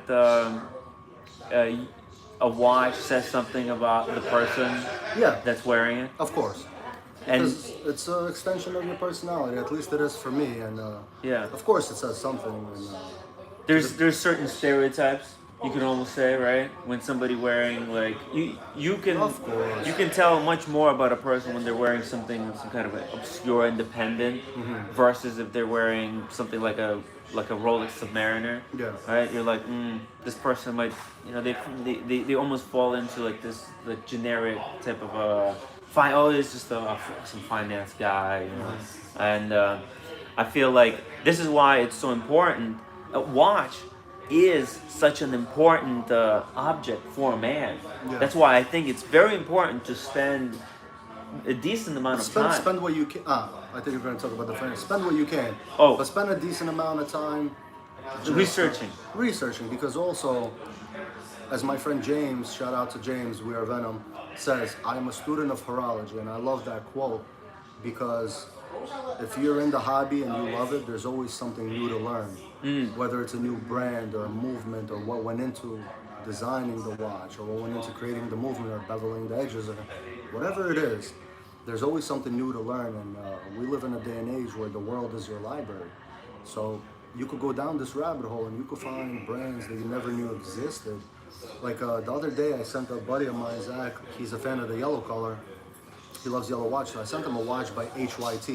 You know HYT, are you familiar with them? Yes. Okay. They make these like the liquid Yeah, going through yes. through these veins. So I sent him the watch, it was in yellow. And I just sent it to him just to take a, just because he likes yellow. But the watch was like a 1 out of 10 and he was like, holy shit, that costs a lot. And I'm like, yeah, but it's HYT. And he's like, oh, I'm not familiar with it. Yes. And I was surprised, but I also am not that surprised because, again, he's a collector who got into the hobby a few years ago versus I've been down this rabbit hole forever. But you have so many websites, from Revolution to Hodinkee to Blog to Watch to Monochrome watches. So easy to get to educated in Instagram, watches. yeah. And you could go down these rabbit holes and find stuff that you wouldn't even know you like until you stumble upon it and you're like, oh, that just speaks to me. And it's a very deep rabbit hole and it's a very beautiful hobby. But who do you trust? Where do you go to kind of brainstorm? Do you get like second opinion from people? Do you have trusted sources? No, because I've been in this so long and I'm such a huge fan. Yeah. And you could tell by my knowledge and my collection that And the courage that you have I know my, at this buying point, stuff. so it's all like kind of second nature to me, I guess. Listen, 19 years in this hobby. I love it. I wake up, I look at watches. I go to sleep. In the morning, I'm drinking a coffee on the toilet. I'm looking at watches. It's just something that preoccupies my time. But also, it got me out of a very bad headspace. So, long story short, in 2021, my dad got diagnosed with brain cancer. Sorry to hear that. He passed away January 2024. Oh. But they Sorry. thank you. They removed the tumor. He did a year of chemo and 6 weeks of radiation. And every time I would come back, and then when he got 2 years later, he came back, and then when he got worse, I would come home. My family and I would put our life on hold. My sister and my mom, like, we would just be in the hospital with him, morning to night. Yeah. And when I would come home, I would go on YouTube, and the algorithm just started catering watches to me.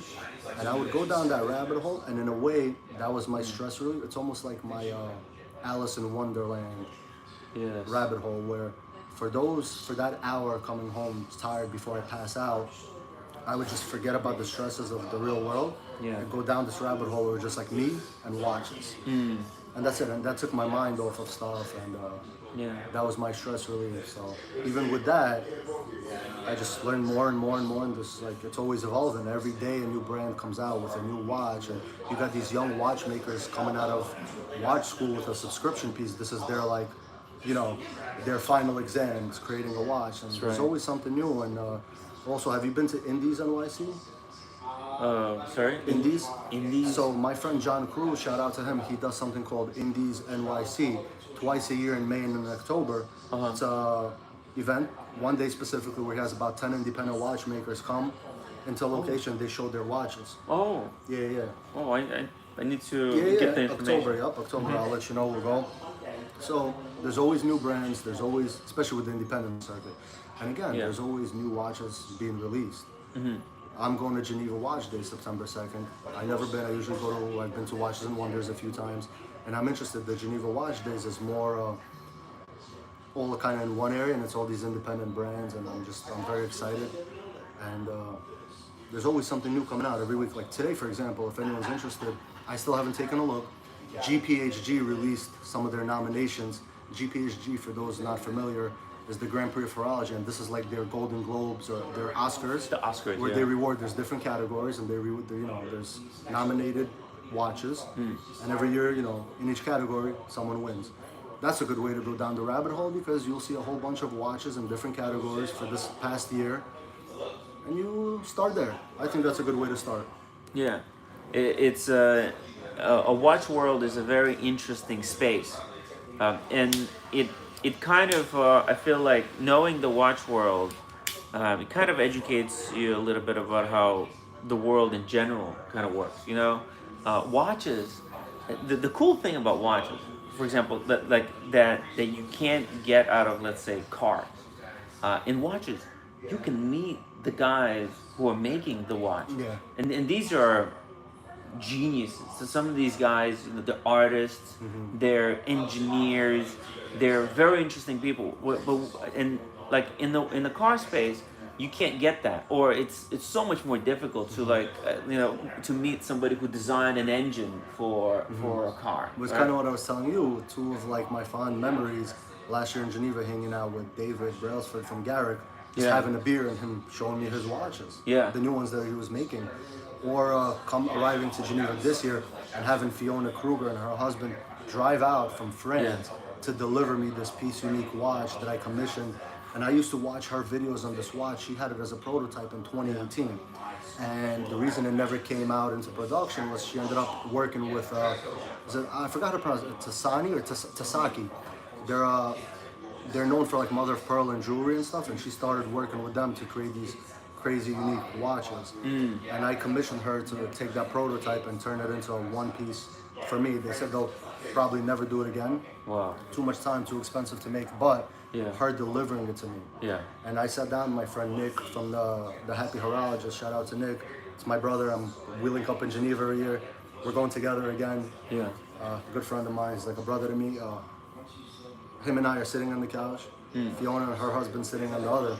And at a certain point, I'm like, man, I wish we were recording this, because it felt like a podcast. Yeah. And we were just chopping it up, and I was just so curious how she started, what gets her going, what her creative juices, how she got it into the watches, what inspired her to create that watch.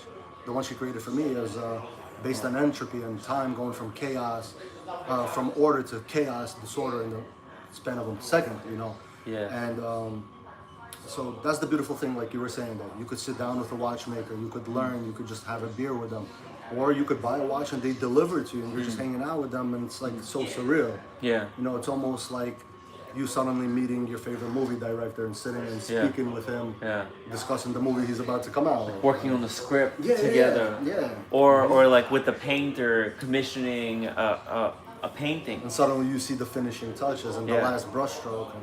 And what really changed my perspective on wristwatches is, for example, like when I visited Italy and learned about like Medici family and how they they were like these big patrons of the art, how they commissioned all these incredible works of art that now are so renowned. And when I meet somebody like you, or the collectors who commission work from these independent watchmakers, Yeah. it makes me kind of feel like the appreciation for the collectors, because without the collectors, these artists, these people, they wouldn't be able to make watches. Yeah. So it's an important like symbiotic relationship that exists. And that also goes back to what I was saying earlier at the beginning of this live about ADs and allocations and Yeah. being on wait lists. I feel like that kills it for a lot It's of bullshit. collectors. It's bullshit. Yeah. You want to sit there and wait 4 years to get a watch. For example, Kari Voutilan or Philip Dufour, their wait list is like 8 to 10 years, right? Oh yeah. Who knows if I'll be alive in 8 to 10 years? And you don't know what's going to happen tomorrow. Like, look at Kobe Bryant. One day wakes up 40 years old, helicopter crash, something like that. But also, tastes change, tastes evolve. Yes. What if 10 years later, your watch is ready and you're like, shit, I don't even like this anymore? Well, you said 6 years, like, right? That's Yeah. 6 years, our palates change. Exactly. We're not the same Exactly. person. In 6 years, we're a completely different person. I can't even wait like, I've been waiting for that geometry watch that we Yeah. showed earlier for 2 years now. Yeah. Now I'm growing, my patience is growing thin. I can't wait like a week or two. 6, 8, 10 years, that's like forever, It's like 70 years in dog years. I was talking to Todd Levin. You know Todd? He's a very interesting guy. He did Houdinki talking watches with them. He actually had a watch done by George. He has George Daniels? Daniels' watch, but Roger Smith done the yeah. watch for him. Yeah. And he did like a custom watch for him. Not totally like custom, but it was a custom design. And I really enjoy talking to him because he's an art guy. He has an art group where he kind of advises collectors in which art pieces to buy. And being like an art specialist, it was very interesting to hear his philosophy in designing this watch with Roger Smith. Where normally Roger Smith watches like the hour indices, they're colored, and the hands are colored, like he blew Purplish, right? Blue, yeah, purple. purple, blue. He'll do like I'm a some. big fan of his Series 5. Yeah, that's what he has. He Which has you know Series what 5. It's Series 5. That's okay. right. You know what I'm curious about? You know what I feel like it was inspired by? I may be wrong. So I have like a Brigade tradition. And I feel like that Series 5 Yeah. was inspired by that. But I'm not 100% sure, but that's the vibe. I get. 100%. It was 100% because George Daniels was a big reggae guy. And it's sad that Brigade, for a certain amount of time, they should be up there as like the holy of the holy. And I guess the Swatch group just doesn't know what to do with them. But Yeah. up until like recently, like Yeah, this yeah. last year, Brigade's He's- having a resurgence. Yeah. But Brigades take a beating on the secondary market, which is good for collectors. You could get That's a right. Brigade for like 60% off of MSRP and it'll be like a sick watch. Yeah. And Brigade, that's like the founding father. Abraham Lewis Brigade, yeah, the founding Of father. modern horology, Exactly, right? yeah. So George Daniels, you could say he's like the modern independent watch guy. He's the watchmaking died, and George Daniels was like the last guy that was still making watches kind of from scratch. And then because of him, surviving through the impossible times, it allowed for that space to open up again, and Yes. now we have such a resurgence in independent watchmaking. well, the resurgence of independent, it all started, I don't know why, I cannot put my finger on why, but independent watchmaking, a lot of people, like most people weren't buying it until COVID. During Yes. the pandemic, from MB&F to your work to De Bethune's to Jones to just all these independent brands, just the rise was, it has to be studied. It wasn't like a slow curve, it was just boom during the Yes. pandemic. Oh, it's Yeah. exploded. Exactly. The pandemic, I think what it was is And the just, vintage market as well. the vintage is like went ballistic. Yeah. I think it's like all of that got legitimized until COVID.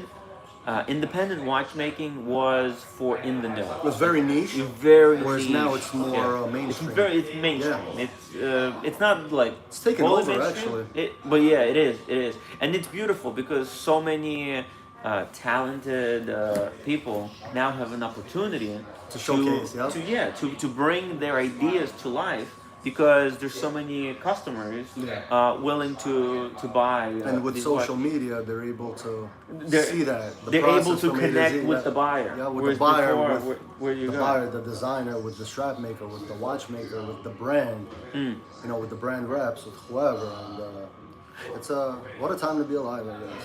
Right? As they say. If you're a watch collector, this is probably the best time. Peak. We're living in like the golden age. The Renaissance. Yeah. The new. Independent watchmaking renaissance. And also just micro brands.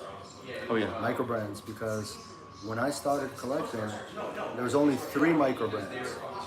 Dietrich, by Manuel Dietrich. 7 Friday. Are you familiar with 7 Friday? No, I haven't. And Feynman. Oh wow. If you want, for the audience, I could pull them all up one by one. I think that'll be cool. Let's take a look. So they were the first 3 micro brands in about 2012, 2013, stuff like that. And now micro brands are here to stay. Micro brands now are everybody. One of my uncles, we were at my cousin's grandma, she turned 90 a few weeks ago. And he loves watches, 2 of my uncles, and we were discussing them. And he's like, I like micro brands. I started looking into micro brands. And to hear him, he's like 65, to hear him knowing what a micro brand is, I'm like, wow, like it really is such a beautiful Renaissance period. But I want to pull up some of these micro brands that I'm talking about. So let's start off with Dietrich. Hit that upvote button, guys. Let's take a look Dietrich, here. by Manuel Dietrich. So now you could get this for a few $100. Oh, this was wow. the first micro brand, Dietrich. Wow. Incredible. You got the 24-hour counter. You got the small seconds, which is the star wheel rotating. Super unique watch. And at the time, look at the price here now. Oh You could wow. What? I have one of these. I had a few collectors buy them. They look incredible in That's person. crazy. I actually brought this watch to my collector conversation with Tim Masso in the 1916 company 2 years ago. So now, Wow. Yeah. So this Beautiful is the OT case. Series. There's an OT series, so this is the OT2. It went up all the way to 13, different colors and stuff. OT stands for organic time. Wow. Now let me pull up some of the other ones. 7 Friday. beautiful. 7 Friday was the second micro brand at the time when it came out. Oh yeah. So there's also Whoa. so many cool, Very different unique. models, and all super affordable. 6, Wow. 7, 800, 900 bucks. You could get them for probably 500, 600. You know, as a beginning collector who might not want to shell out a 2, 3, 4, 5, 10, 15, 20, whatever the amount, you can get yourself a cool looking micro brand for a few $100s. Wow. You know, again, different price ranges and different. But this was the second micro brand. And let me pull up the third one. It's called Feynman. I want to pull up the Feynman 1 watch. So this to me was the third micro brand I became familiar with. For me, the first micro brand that I knew was Ming. Oh, that's really Do you cool. see something interesting here? I feel like maybe I'm wrong here, but I always said this, that I feel like that hand Yeah. inspired the burner on Mirage hands. Oh Look at this, you yeah. got the crown at 5 o'clock. Yes. The crowns were always at 3. Yeah. Having a crown anywhere else Yeah. in the case wasn't really a thing. So this Feynman one was probably like 2013, 2014. And Wow. again, look at some of their other pieces. So this was one of the first 3 micro brands, along Wow. with Dietrich and 7 Friday. And you know, I hope I'm bringing some value So to cool. your audience on this episode by showing some of these more. Hell affordable- yeah. And they're also super unique. Like you wear this to any. Where did that go? You wear any one of these watches to any collector event. You're Yeah. probably gonna be the only one wearing it. Yeah. So you stand out, but also it's cool to have in the collection. Look at these pieces. Yeah. They're And very- something unique. and very something avant-garde different. and very affordable. There's double crown, and Wow. you know. So again, these were the first 3 micro brands, and they're cool as shit. And I feel like they really paved the way because micro brands weren't a known thing until recently. Let me re-put the meter. Just just in case. You want to see if they have any questions? Well, I got some quick rapid fire questions for you if you're ready. Hold on 1 second. I'll just put in that meter because they walk around giving tickets like Oh, it's yeah, no yeah. tomorrow. Yeah, put the meter.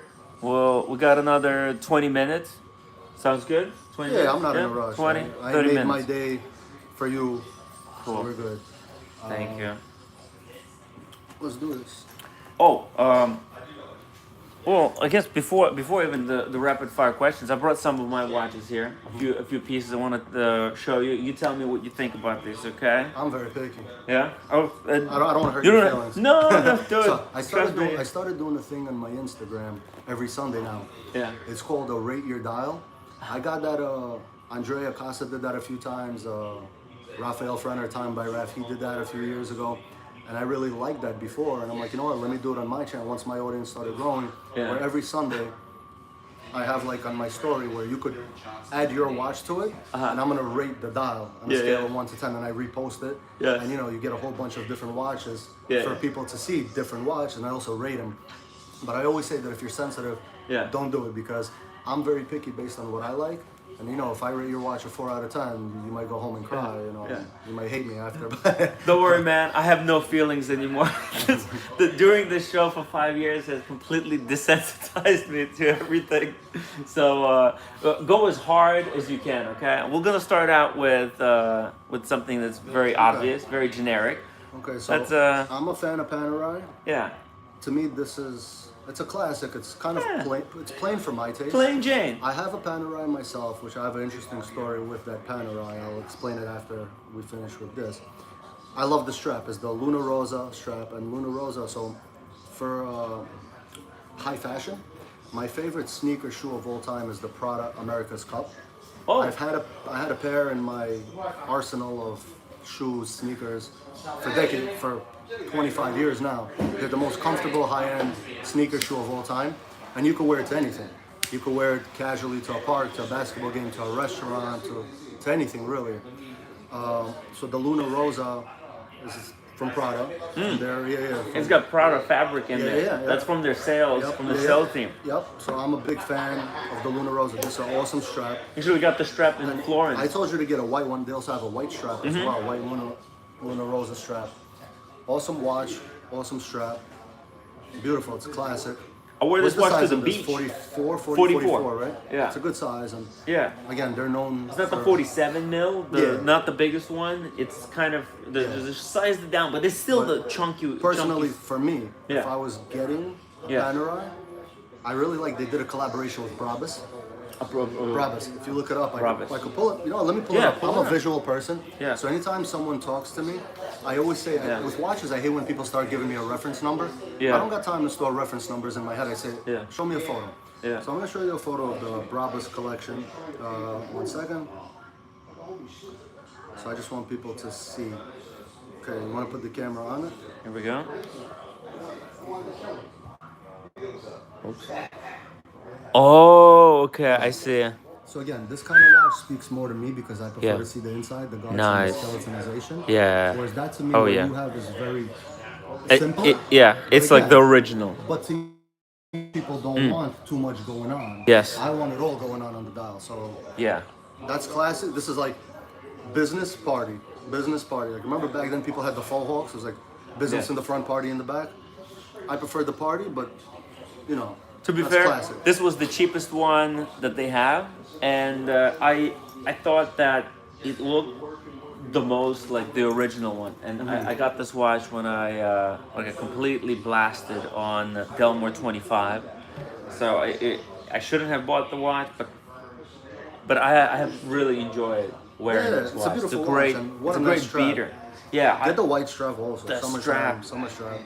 I'm gonna add the white one. I think that would be I gotta good say, contrast. What I love about Panerais, they are strap monsters. I have four straps Oh for my this god, thing. yeah. Panerai might be the brand that's strap monster brand. Like, you can put any strap, and I love their rubber straps that they have, like the curve kind of with the ridges. Oh, with the ridges. Yeah. That's for the submersible. Yeah, It's like stretches out. So when you're wearing it, it can stretch out. Here we go. Got the next one here. for you. Check it out. This is interesting. I don't think you've ever seen a watch like this before. It almost Yeah. reminds me of pocket watches Oh, from yeah. back in the day. Yeah. Yeah, it's got a little bit of that pocket watch look. It's an American brand. This is an American brand. This is actually a Built in brand USA. that's right. It's a friend of the watch community, James the watchmaker, who started this brand. Nice. It's his first watch. He released a collection of 6 watches, and What does this is his SWC first stand generation. WC is definitely a watch company. Studebaker. Studebaker watch company. You know the Studebaker car company? No, not familiar. It's an American car manufacturer Okay, interesting. from 1930s. He bought the rights to the Studebaker name and started a watch company, and it's built in the United States. It's got an American movement in here, American So at movement. this point, Yes, you're smoking another cigar that you didn't last year. It's the same one. it's the same one. No, it's not. We're on the That's your stream. story. It's the same one. It's the same No, one. no. It's the same. We're But, on you the didn't, stream. but you're smoking your own cigars. Yeah, you told us already. No, but where's the one that you bought? Oh, I have it. No, you're smoking the second one. No, this is the first first one. No, it's not. We just have it on the stream. We You recorded bought- everything. You bought a short story. Yes. Right, so where's the short story? It's He, in, he has it in the pouch. So you have to buy your, you can't, you guys. It's the same cigar. you We're still guys are smoking not- the same it's cigar. not nice to do. No, we know. We know, It's- but we it's your didn't business. realize It's it. not my business. I know Alex. My job is to That's follow. fine, I understand. Well, No, I mean, you guys can't, it's not nice. It's just not a nice thing to do. but you said we could finish Yeah, this but cigar. you were smoking. I'm still smoking the same. It's the Yeah. same cigars. We We're didn't still finish smoking them. the same. We haven't The same finished one. them. So after this, you can't smoke your own cigars. But this is Okay, what no we problem. said. We're Yeah. not. We're not Yeah, gonna, not a ever problem. going to smoke No, listen, cigars. I've been trying to be really accommodating, and we want you And to we be appreciate here. it, yeah. We want you to be here, so just Yeah. please respect the house. Yes, not a problem. That's all. Not a problem. Yeah. No. We're still smoking the I hate same. to, I'm the kind of person, I hate to say anything. But Yeah. sometimes, Oh, so well, I appreciate your We know, Yeah, now not a- we not a know, but problem. we have to finish the cigars. So. Anyways, late. it's That's what happens when you don't get laid for a long time. You're moody and you're angry. yeah, I know. It's you gotta. It's the same cigar. That's the thing. It's the same cigar, and it's all loomed, by the way. All the hour indices, it's all loomed. American movement, American dial. He did it all by himself. It took. He was a watch collector, and he wanted to create, his own watch company. He did it all.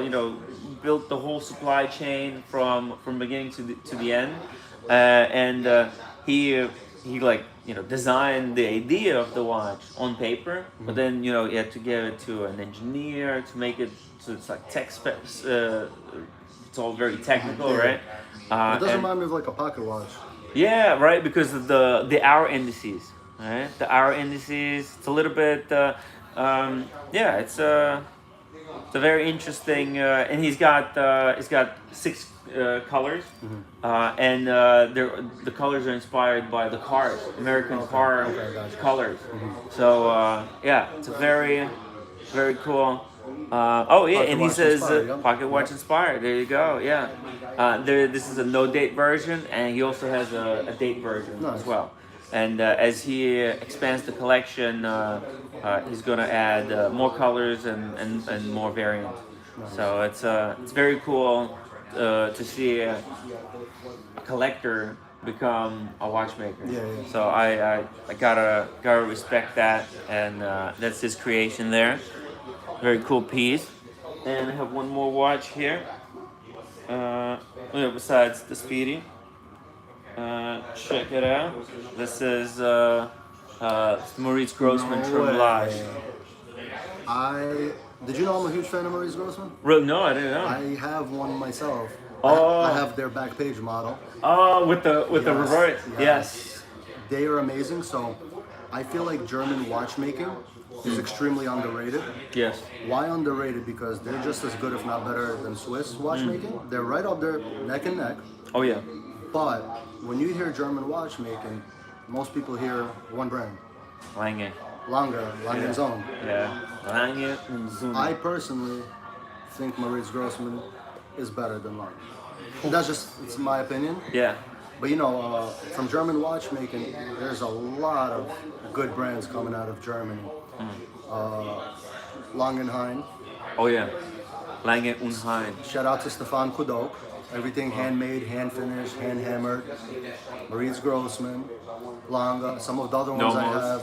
Nomos, yes, at a great price point. And also some of the more indie ones that I've shown you earlier in the feed, like Thomas Schnell from Munich, Germany, or Carlo Lash from Chemnitz.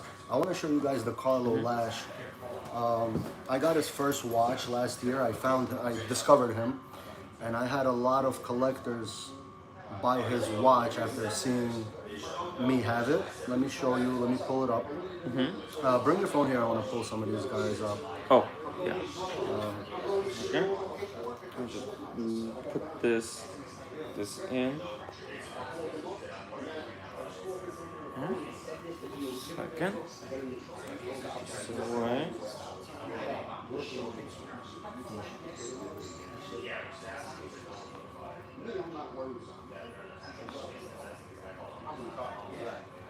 Bear with us.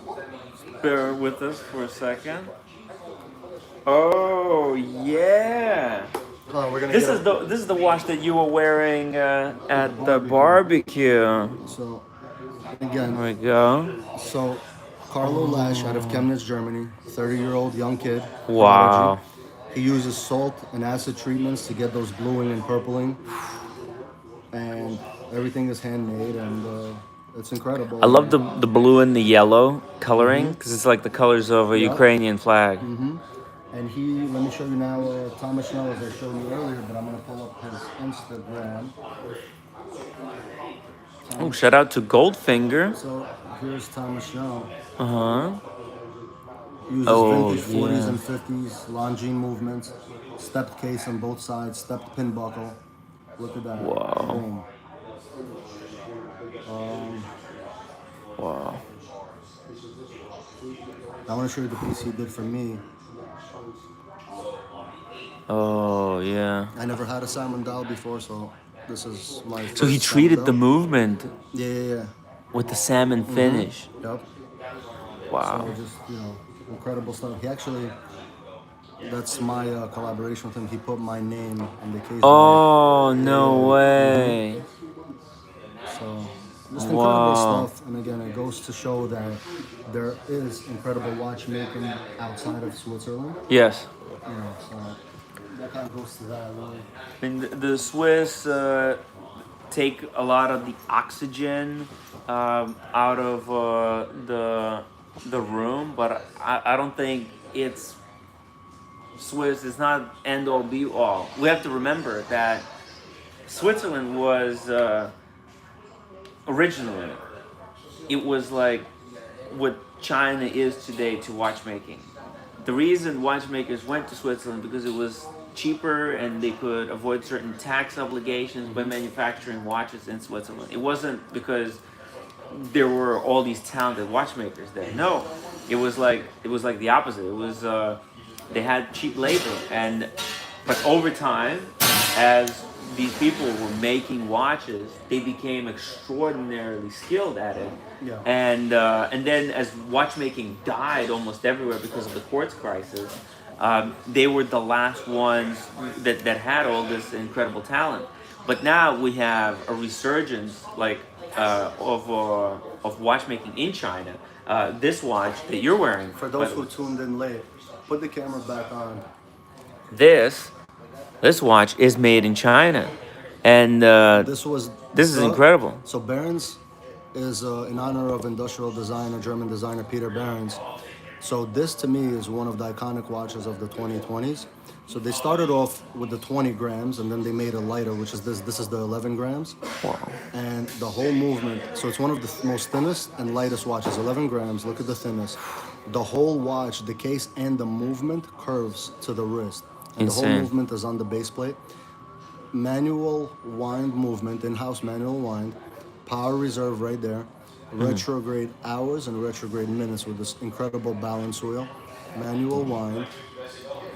Wow, and you can see everything, how it all moves, and I like how the watch contours the wrist. Like it's Yes. literally made to wear extremely comfortably on the wrist. Yeah. Wow. And Barron's is the first Chinese brand that was at Watches and Wonders exhibiting at the Palexpo. So for those who've never been to Geneva, they're in Watches and Wonders, which is like the Super Bowl of watches every year, every yeah. March, April in Geneva. There's a building called the Palexpo. It's like a giant Jacob Javits Center in New York. And that's where all the big brands are, from JLC to Cartier to Rolex. And you had Barron's there this year as the first Chinese watchmaking brand exhibiting with the Swiss Titans. Yeah. And I give it, my friend James and we've been saying that by 2030, 2032, Chinese watchmaking might cause another quartz crisis because the stuff that they're making, if it was Swiss made, the price point would go up 10 to 15x. Yeah.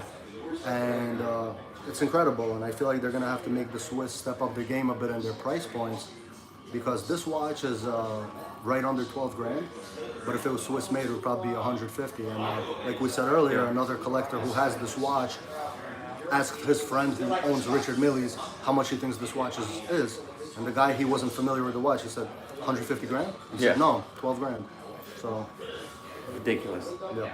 And it's all about the story and the narrative that is told around watches. Yes. And the Swiss, they're enjoying their prestige for now, but I think So many brands are emerging. You've got Marco and Darno coming out of Italy, because Italy's known for Panerai, Yubo, and you got Marco and Darno, other brands. Then you got the German industry just exploding right now with independent watchmen.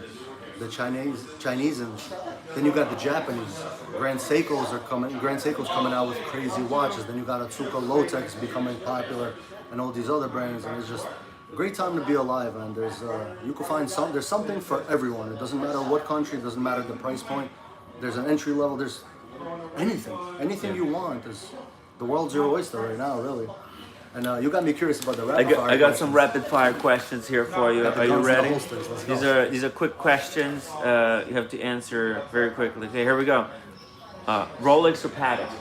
Rolex. Vintage or modern? Modern. Gold or titanium? Gold. Bracelet or strap? Strap. Tourbillon or chronograph? Turbulence. One amazing watch or 10 good ones? 10 good ones. Safe collecting or wild collecting? Wild collecting. If you had to start over today, would you collect differently? No. There you go. That's the rapid fire Not session. the rapid, not to slow it down. What are the questions? It's right here. So, to slow it down. Rolex or Patek? Yeah. Rolex. It's just, there's not many Pateks speak to me. And also, there's only two Pateks, I believe, is the Nautilus and the Aquanaut that trade above retail. Everything else you can get for 20% under retail. But for if you're a non-seasoned collector, if you're just a regular person, you want like one good watch forever as like maybe an heirloom to pass to your kids, Rolex is called the crown for a reason. Vintage or modern. So, I love the vintage market, don't get me wrong. I wish I could go back in time and get a Rolex King Midas when it was 10 grand versus like 50 or 60 or maybe 100 grand now. My issue with vintage is the water resistance is horrible. So for example, if you wash your hands and the bathroom is foggy or steamy, that could get inside and fuck up the watch. But also, if you're collecting vintage, there's only a few vintage dealers that I would trust, that I know they have the expertise. Because a lot of times you're buying a watch that's 40, 50 years old, you don't know if it's been altered in any way, shape, or form. There's not much history or books or paperwork for that because it's been so many decades. For Rolex, especially with vintage, one thing that I always say I don't like about vintage Rolex, so Day-Date, the presidential, that to me is Rolex. That is the quintessential Rolex, right? But if you get vintage, the bracelets are horrible. They're very, the bracelets stretch, and if you look at a lot of photos for vintage Rolexes like the Day-Date, the bracelets are all crooked and stuff. Yeah. The reason is because the friction over time, the vibration, causes the stretch in the links. And the reason I say modern, in 2016, Rolex introduced ceramic inserts onto the pins for the presidential and the Jubilee bracelets. So there's less wear and tear and less vibrations. So you're not going to get that very lopsided and lopsided look. Yeah. Jingly, And for me, I have OCD. I don't want the bracelet feeling like wet towel just flopping around everywhere. Yeah. Gold or titanium? I am no longer a fan of titanium. I'm at a point now, and again, this goes to taste evolving. Yeah. I want to feel a little bit of heft on the watch. With this being an exception, because this is just, there's nothing like this really. It's like, look at this. The whole movement is right on the dial. Super unique and original and iconic. This is one of the best watches of the 2020s and a masterpiece. I know Max Busser has this one in his collection. He has the 20 grams, which is titanium in his collection. But gold, when you say gold, I only believe in yellow and rose gold.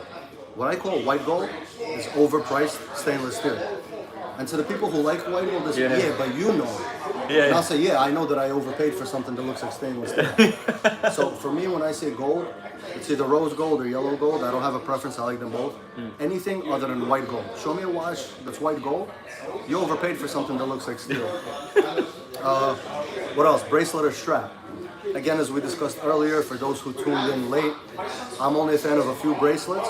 Toledano and Chan, Cartier Santos with the screws, and I like the Jubilee and the presidential bracelet. With straps, I love straps. You could go with colors, materials, from toad to alligator to shark to koi fish. I have a strap made of carp fish, snake, anything. There's the elephant tusk, there's frog, bullfrog, you could go different colors. And also, when you change a strap on a watch, you almost feel like you have a whole brand new watch. It could change the look significantly. Take a watch that you have that comes in a black or a brown strap, add on a green, a blue, a yellow strap, you have a whole different look, completely different watch.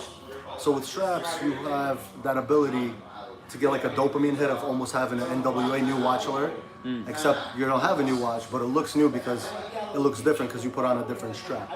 What else? Tourbillon or chronograph? I like tourbillons because, again, it's like a little beating heart right on the dial. Chronographs are cool, but yeah, whatever. Tourbillon, just, you have a heartbeat, it's like open heart surgery on the dial, you know. One amazing one or 10 good ones. So this is something I spoke with a friend recently. I'll give you an example. Say you have 200 grand to spend, right? You get yourself a watch for 200 grand. Yeah. Now you have one watch, you spend 200 grand. Or you could get yourself 10 watches for 20 grand. Yeah. Which at 20 grand, you could find yourself incredible watches. You know, you could get a Moser, you could get a gold vintage, you could get a Breguet, you could get a Breguet tradition, you could get an AP Millionaire, you could get a Glasuta Original. There's so many watches that you could get for 20 grand. So if you put a couple rollers in there. So if you have 200 grand to spend, why spend on one watch when you could get 10 cool watches for 20 grand? A couple of Megas, Ming. Or go even further, you could get 20 watches for 10 grand to pop, and now you have rotation for almost every day of the month. Yeah. Safe collecting or wild collecting? Again, I'm a wild collector. Safe is boring. Why be boring? Be unique, be original. Throw a little pizzazz, sprinkle a little off the elbow, you know. That's that. But also, like, you're also in the watch world, and what might be considered like wild collecting is you have to know what you're doing, and like you know what you're doing. And so, if somebody is 2 days into the hobby, they just got their first Rolex, they might not be comfortable, right away jumping 100%, into this stuff. 100%. So it's important to, educate yourself. But that's where micro brands come in, because micro brands gave you accessibility where for $1,000 you could get yourself a wild, or even what I showed earlier with the first 3 micro brands, the Dietrich by Emmanuel Dietrich. You could get a Dietrich OT1 for $300 now, whereas before when it came out it was like $1,500 maybe. Now you could get it for $200-300. It looks like, I'm pretty sure you get a OT1 Dietrich, it's gonna look like nothing at all in your collection for $200-300. So you could go wild at a price level where you're not gonna think twice, what have I done? I have regrets. You're not gonna regret $200-300. Yeah. It's an expensive dinner in New York City or a cool looking watch, that you don't care to bang up on, but it's wild looking. Yeah, and it says something about you more than like a fossil watch could. Yeah. Because there's so many 200. There's watches up to $1,000 that are very kind of mass produced and look horrible. Generic. Yeah. Yep. Yeah. There's just a lot of garbage. Like if you go on Amazon to buy watches, it's a it's a disaster. It's a disaster to not buy any watches from Amazon, because there's a lot of like knockoffs, but when you're in the community, and if you're following Yandretti on Instagram, Yandretti, shameless plug. and he'll spotlight a lot of incredible Stuff watches that you won't see. from watchmakers. I mean, you can actually meet, and you've met these watchmakers behind the watches. It's not like some obscure, no name, nothing. You know, that you just know name. You know, there's just some kind of name on the dial, and you don't know anything, and you're buying it from Amazon. This is very different from what you're doing, where you're researching, you know who the watchmakers are. You can contact these guys very frequently, right? Yeah. You can go on Instagram, you can connect. On Instagram, you can talk directly to the artist or the artisan who's going to be making the watch that you're buying. Yeah. And that's what makes independent side of watchmaking so much different than just buying some sub $1,000 watch brand that you don't know anything about. Yeah. It's important to know people behind the watches.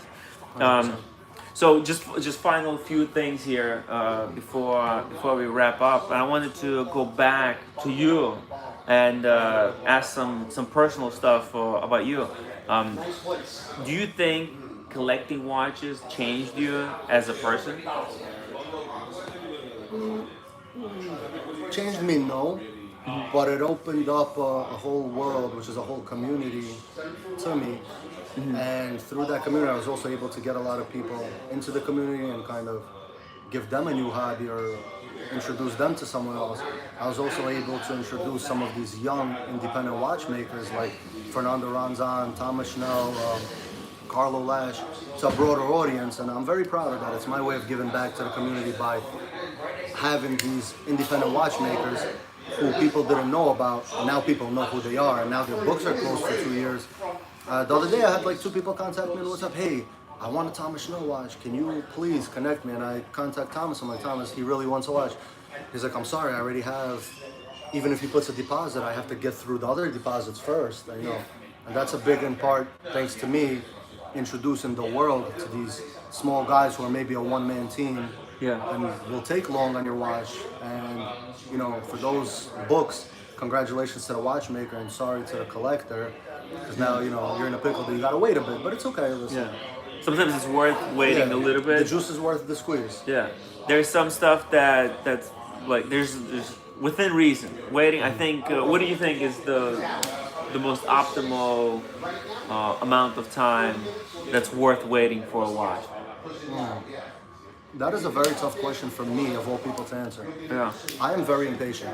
I remember I have a limited edition Christopher Ward Belcanto. It's called the Phoenix. It's an orange, McLaren orange color. Jazz from a watch club created it for his McLaren club, and he got me an allocation. I waited a whole year. I am so impatient. I don't want to wait 2 weeks. Or the geometry watch, I've been waiting 2 years. I hate waiting. Yeah. But there's people out there who have the patience to wait Yeah. 8 years or 10 years for like a Carrier Vudalana. Yeah. If you can wait, then wait. For me personally, I can't, you know. Yeah. But that's to each his own. You know, everyone's patience is different. I don't have any patience, so it depends who you are and how much patience you have. And do you want to wait, or do you want to just gravitate somewhere else? And again, the world is your oyster, and we're living in a place. It's like an all-you-can-eat buffet. Yeah. Social media and watch TikTok and just Instagram and all these blogs like Monochrome, Revolution, A Blog to Watch, Hadinki. That there's something new all the time, and there's just so much variety. It's like an all-you-can-eat buffet. Don't wait for the shrimp to get finished while it's marinating, when you could already go for the sushi roll that just got cut for you to eat. You know. So, again, depends how patient you are. I'm not. Is there like amount of years that you would say is the cutoff? Like that you would say don't wait? Because like I feel like waiting more than 2 years is not worth it. That, yes, I agree with say, that. like- Why wait 6 years? Yeah. What if by It's then, too long. 6 years later or 8 years later, you might have 2, 3 kids already and need to save money for a college fund or a house or whatever, and you're like, fuck, I put a down payment on a watch, Yeah. and it's been 8 years. You know, that's a long time. You don't know what tomorrow waits, let alone a year, let alone 2, let alone a decade. Yeah. So whatever you're comfortable with waiting, if you're comfortable with 8 to 10 years and you got the finances to do so, to put the deposit and wait a decade, go for it. I just can't do that personally. Yeah. I'm impatient. I want it now. I feel like if you're gonna be waiting 8 years, you really have to have been like in the hobby for at least 10 already. Like if you're waiting for Kari Voutilainen, 10 year. If you've already been collecting for 10 years, and you can like just say, hey, this is whatever 200. I don't know what the Kari Voutilainen watch goes for now. Probably like retail 100, 150. Yeah. And you're like, okay, I'm willing to just say, okay, this money is gone, and I'll get it when I get it. Okay, fine. But there's also some nuances that go with that also. I've seen on somebody's Instagram like 2 months ago, he has a Voutilainen that he sent in for service, and it's been over a year already. Oh wow. So again, if you need to service a watch that a renowned, in-demand watchmaker who takes 10 years or 8 years to make your watch, and you get that watch, and then when you need service, do you want to wait another year, maybe 2 years to get it serviced? Again, it's all relative to the buyer and to the collector. Yeah. Me personally, I just hate waiting for anything, Like you ever been online? Well, that's too short. Like you ever been online at a store and you're just waiting and like the cashier is so slow and there's like 5 other people and next thing it's been 20 minutes. Now, do you want to wait 8 years for a watch or do you want to wait a year for service? I don't. If you do, go for it. But again, to each his own, and there's variety for everybody at every price point. What has collecting taught you? It has taught me that tastes change and develop over time, and the more you grow as a person, depending on how you grow and what you go through in life, those changes might completely take you to a place you didn't expect. What I liked 15 years ago, today sometimes I look and some of the watches I had to sell, like I had a beautiful Louis Monet Geograph Rainforest that was limited to, I believe, 120 pieces. It has, the subdials had fossilized palm wood from like the Amazonian rainforest that are like geologists carbon dated to like hundreds and thousands of years ago or whatever. I used to love that watch when I got it in 2014. I used to wear it all the time. Yeah. But then in the 2020s, my taste changed. That watch was too big. It was 45, but it was very thick, big lugs. And it was tough for me to part ways with it because it's almost like parting ways with children who are going to college or moving to a different country or state. You're like, and then I realized at a certain point, why am I hoarding it? Just because I liked it 10 years ago doesn't mean that I need to hold on to it, even though I don't wear it. So if something comes in, maybe something should come out. Don't hoard watches just because they felt sentimental at a certain point. If you don't wear it, get rid of it for something else you're gonna wear. There will always be a new watch. Don't keep one that you don't wear. Or if you wear it twice a year, twice, half a year, once never, why hold on to it? If you could get some good money for it and wear something and buy something else that you might wear more often, don't hold on to something. That's my another philosophy and another little golden nugget. Yeah, I think a lot of people, especially me, I'm guilty of this, of holding on to... I used to do that for a long time, and then why do that? Yeah. Sometimes you have to let go of the past so you can move forward into the future. Yep, exactly. Right? It's like... Because these watches, they don't just they don't just tell time. They're not just pieces of art. They also kind of memory. Could be a memory. It could be an heirloom passed down from someone. It could be, a certain point you were a certain person, and this time span when you got that watch, you might not be that person today. Yeah. If you got a watch when you were 24, you had different ideologies about life, different values, different life experiences. You might have completely grown out of and gravitated a different way. Yeah. Like I have a good buddy of mine. He used to be like a party animal. He used to make music. Now he's very all about chasing Zen, and he meditates all the time, goes on silent retreats and does spiritual deep work. So again, we change. Don't hold on to something because of a memory of a time long ago. Evolve constantly, and just the way watches have evolved, evolve with it. Yes. Don't stay stagnant. Yeah, watchmakers always update their design. They're always coming up with new stuff. The watch world is moving forward, and so should you. And that doesn't mean you can't get vintage watches and bring those. Just get whatever you to like. your collection. That's it. If it speaks to you, get it. Don't listen to anyone else who tells you otherwise, because, like I mentioned at the beginning, my friend Greg was buying FP Journes 10, 15 years ago when people were looking at his coworkers like, what are you getting this for? Because I like it. And now, look at those co-workers today. They're probably salivating. Oh my God, Yeah. you know. So buy what you like. Curious, if anyone has questions about watches or anything? Yeah, guys. If you have any questions, put them in the chat before we wrap this up. I have a few more final questions here. Let's see. They're just talking among themselves, commenting on what we're talking. Well, since you're such a big watch collector, do you feel like your tastes outside watches were affected by your No, watch collecting? not at all. From the movies I like, Yeah. to the fragrances I like, to the unique restaurant experiences I go to, I've always been unique to myself. Again, like I'm not looking for someone to look at me and be like, oh, he's. That's just how I feel internally. Yeah. So it didn't affect it, but I've always been like that. I wear what I want. I buy what I want. It just so happens that it's usually unique. It's different.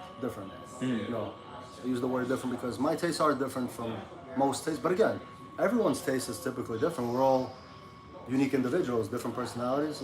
Everyone's taste is unique to themselves.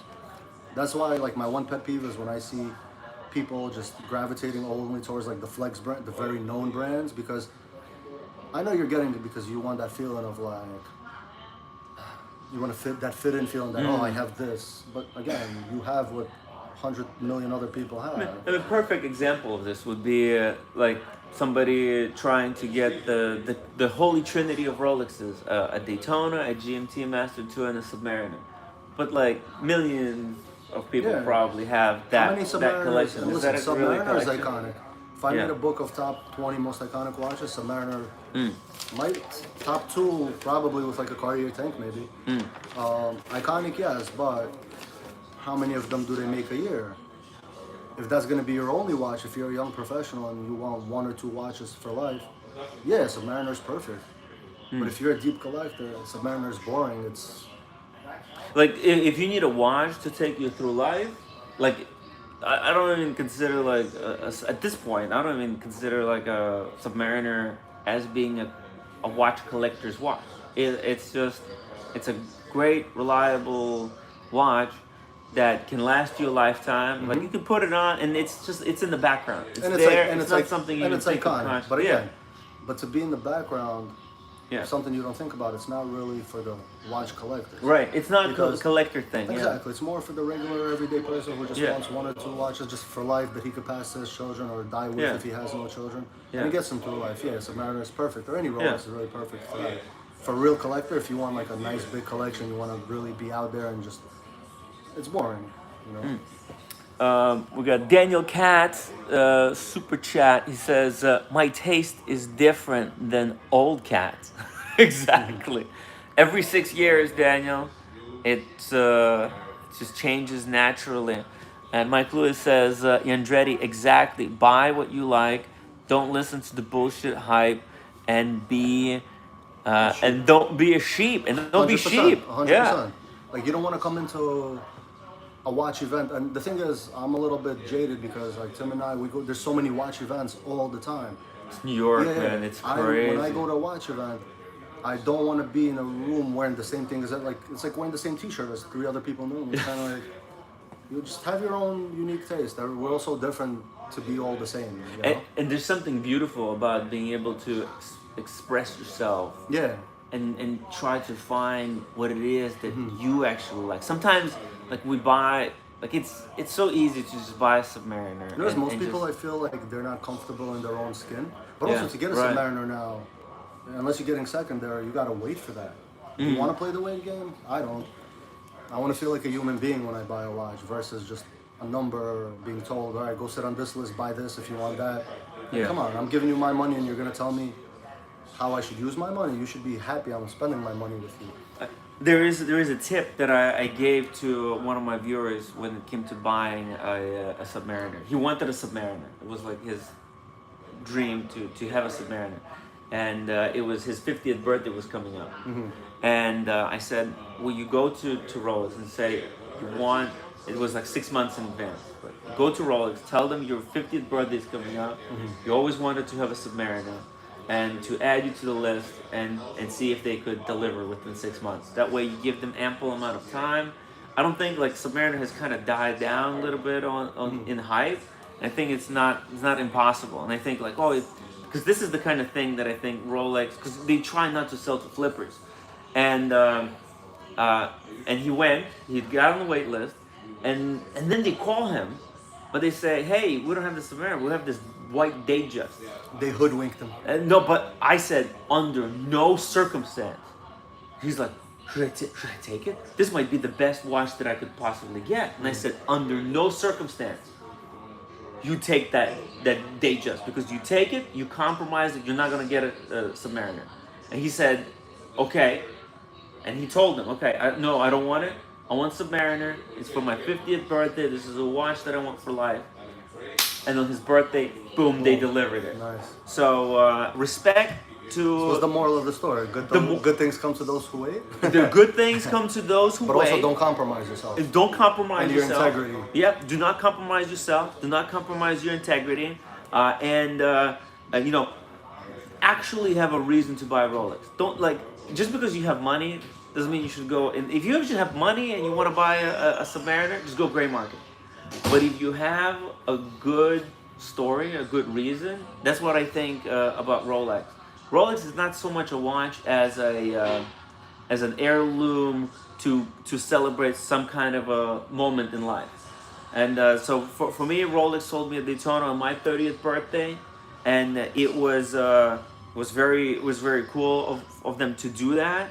And I think this is what they, if you like sold a business or you have some reason to get a watch to commemorate an event, an occasion, a birth of a child. Did you know that pre-COVID, so I'm talking about 10 years ago, you could get a Rolex for 25% off of MSRP? That's crazy. That was like a standard, yeah. Wow. Yeah. Wow. Good times. No, I didn't know. That's crazy. 25. I know that you could get FB Journe in 2019 for 15% off. That's crazy. Yeah. At Watch Time New York. Yes, I do. Hold on. I want to answer his question. Shout out to Mike Lewis. He wants to know if you have I do have a Cartier or a GLC. I want to pull it up. So I'm a visual person. I want to show your audience. I have this one. I was wearing it yesterday. Flip it. Posted. This is a 1980s Wow, Cartier that's beautiful. or Massif. It stands for massive gold. And this was a watch that Gordon Gekko, the actor Michael Douglas, wore in the movie Wall Street. That's right. So, you know what? I also think that this is the watch that Elton John wears in the music video, "Still Standing." I'm still standing. I would have to check out the music video. I'm not sure. Check it out. It's a beautiful But song. This to me is like 80s beautiful opulence. This was Cartier's answer to the Rolex they did in the 80s. Wow. Yeah, It looks good on the wrist you. too. Yeah. Very like mint condition. This is probably. Yeah, I'm shocked how well preserved that It is. might be my birth year watch, 1986. So this Cartier model they made between 79 and 87, I believe. Wow. Or 88. So yeah. Stunning piece. Daniel Katz, thank you so much for another super chat. He says, I'm comfortable in my prune skin. Why is it prune? You've been out in the sun? Or in the water? Oh, he's in Canada. He probably was in the fires. Hope you're well, Daniel. Yeah. We're getting the smoke actually here first. in New York. Starting to look like a zombie apocalypse here. I can't even picture it there. James the Watchmaker says 2016, 2015. Remember those days? Oh, those was good time. Good times to be a collector, to get into watches. That's back when you can get a lot of stuff for serious discounts. Actually, that's around the time that a friend of mine, he was getting Royal Oaks for 15% off. The Royal Joke. Well, yeah, the Royal Joke. Back before they were cool. Now it's just so hype. He doesn't wear them too much. You know what he buys now? He gets the Codelem 59. It's like he gets the stuff that nobody If else anyone likes. watching is interested in AP, please do some research and look at the Jules Audemars line. There's some incredible watches there, incredible. Mm. Don't just look at the Royal Oak because the Royal Joke, that's all they promote, sadly. And a lot of people, when they hear AP, that's all they know, Royal Oak. And you could Yeah. find some incredible watches if you really go down the rabbit hole of their, historic and illustrious catalog, which sadly they didn't really promote well. And I guess the Royal Oak does the job financially, but that's all they're going to be known for right now. And it's a lot of young collectors, which is based on what I've seen. 80% of the collecting sphere right now is young collectors who've gotten into the hobby in the last half a decade. And all they know is that AP is the Royal Oak. They don't know that they have anything else. Right. So go Espe- down that rabbit hole, the Jules Audemars line. Especially now with the Royal Pop they released. Big fan. You Big like fan him? of that collab. I love Yeah? that collab.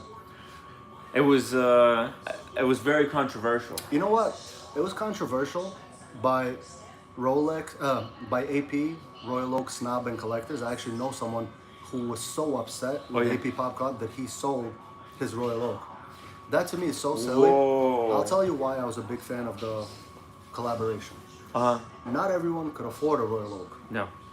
And as a collector, when you hear what was your first watch and you have this experience, years down the line, there's somebody who's going to be a big collector or someone who's in the hobby and that, Yeah. what was your first watch? And he's going to say, when I was a young kid, my father, who's no longer with us, or my relative or my grandfather, whoever, got me a Royal Pop.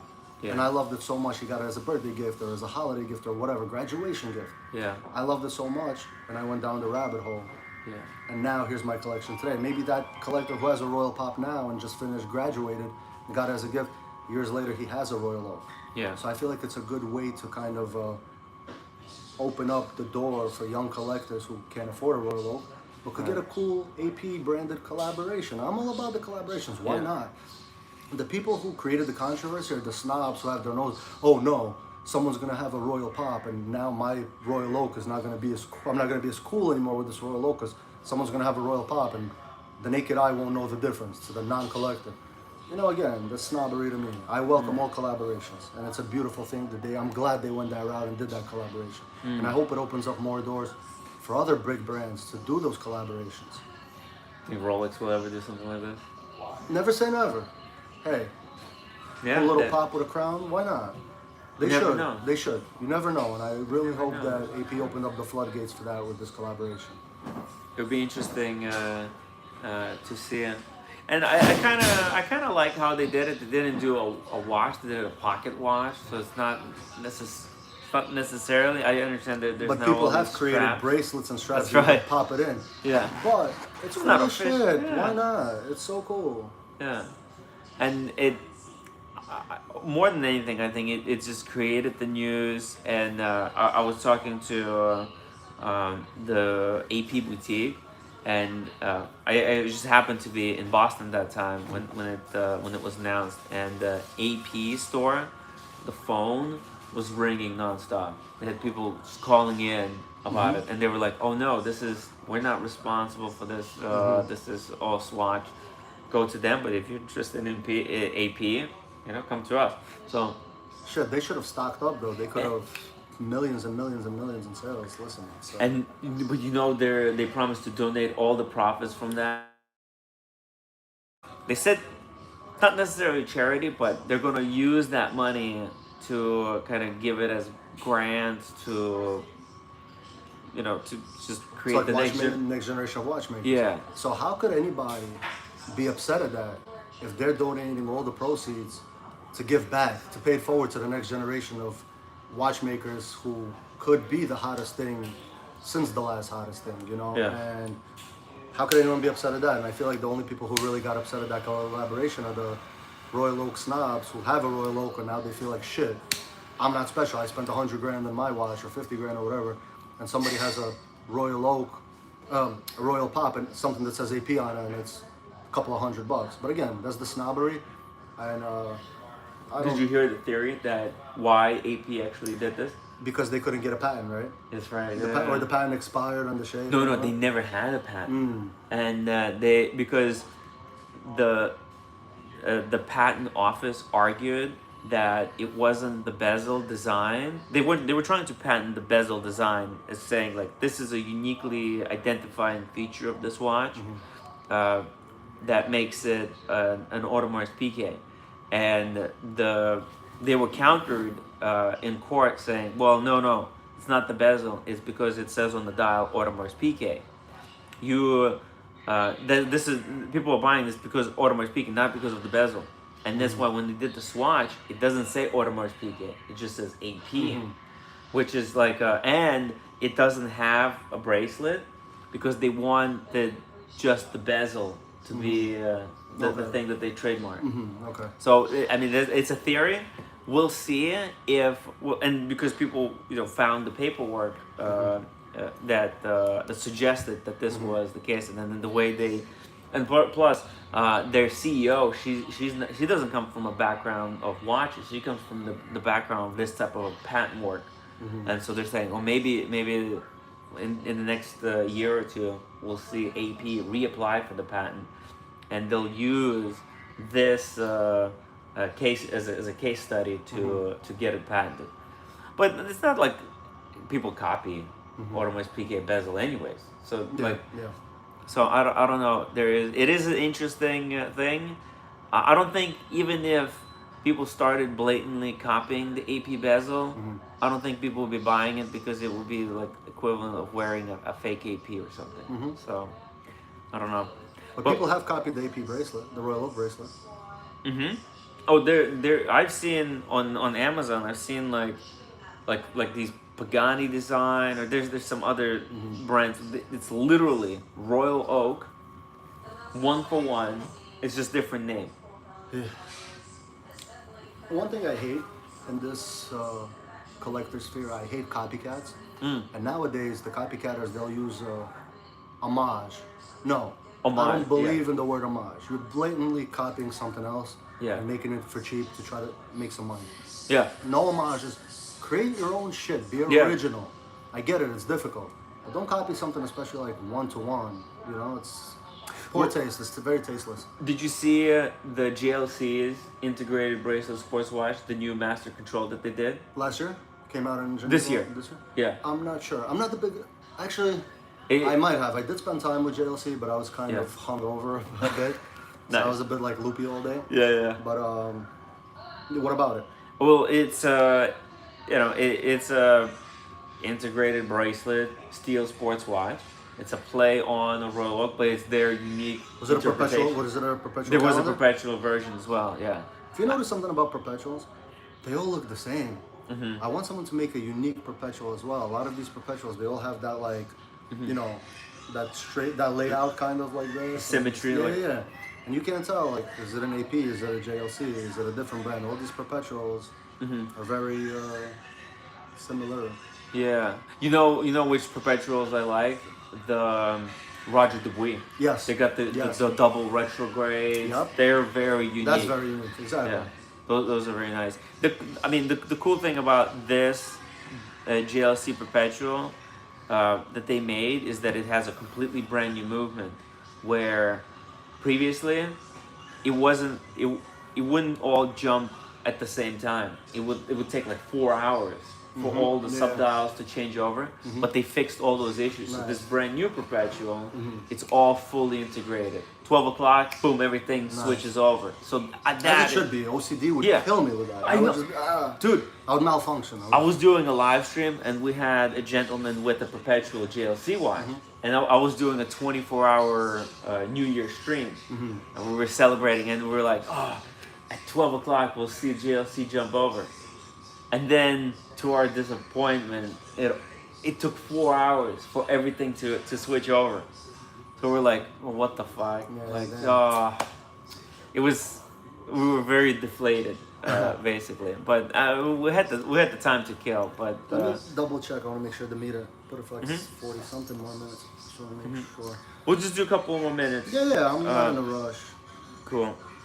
Oh, we got like 10 more minutes, 10, 15 minutes. Especially if we've got some questions, guys. If you have some questions for Yandretti, see here. Mike Lewis says, Yandretti, do you have a particular piece you would like to add to your collection? Well, it's actually a question that I had here. Is there still a Grail? 1 second, I'm just putting in a parking meter because Mm-hmm. they're very anal here with it. They'll give you a ticket like this. Oh yeah. We're standing in the zone that the cars get towed away here all the time. So, is there something I want? Yeah. Yes. I want an Omega skeleton center tourbillon. And being a visual person, I gotta show the audience what that looks like. So, Omega Center tourbillon. That is, I believe there's a golf player who Pull up your was phone. wearing. So, oh yeah. I don't remember the name of this golf player, but he just recently won, I believe, the tournament. I believe Wow. Omega was the first brand in the late 90s to actually do a center tourbillon. So, and I is like the incredible. skeleton version of it. Wow. It's beautiful. So yeah, that's one piece that I would like. That's the grail, one of your grails. I don't have a grail anymore really because I've gotten a lot on my grails already really. I don't believe in the word grail, but grail could be anything. Yeah. There's vintage grails, for example. No one ever talks about this, but I Yeah. feel like there's also vintage grails because it could be a watch that's hard to get. If a watch is 40 years old, Yeah. that could be your grail and something that once you get it, like, oh shit, it took me years to get this. So Yeah. you put this away. Wow. Yeah. Impressive. It's a beautiful watch. Is there a next watch that you're waiting for? I am. No? I gotta pull it up too. I've been Just pull waiting it up. for a year. Ooh. Yeah. I'm looking forward to it. I hope to get it in time for Geneva Watch Days. I ordered this last year. You're going to the Geneva Watch Day? Yeah, September 2nd. I'm flying out September 1st. Nice. Hold on, let me pull this up. I might be going there as well. I might so just have to go to we'll see. Instagram to pull it up. So the watch is by Araj, and it's there. It's gonna be the most accurate, Araj. the most accurate watch of all time. It's the Micro Reg. This watch. Oh, whoa. So they pretty much threw the whole dial What? on the front.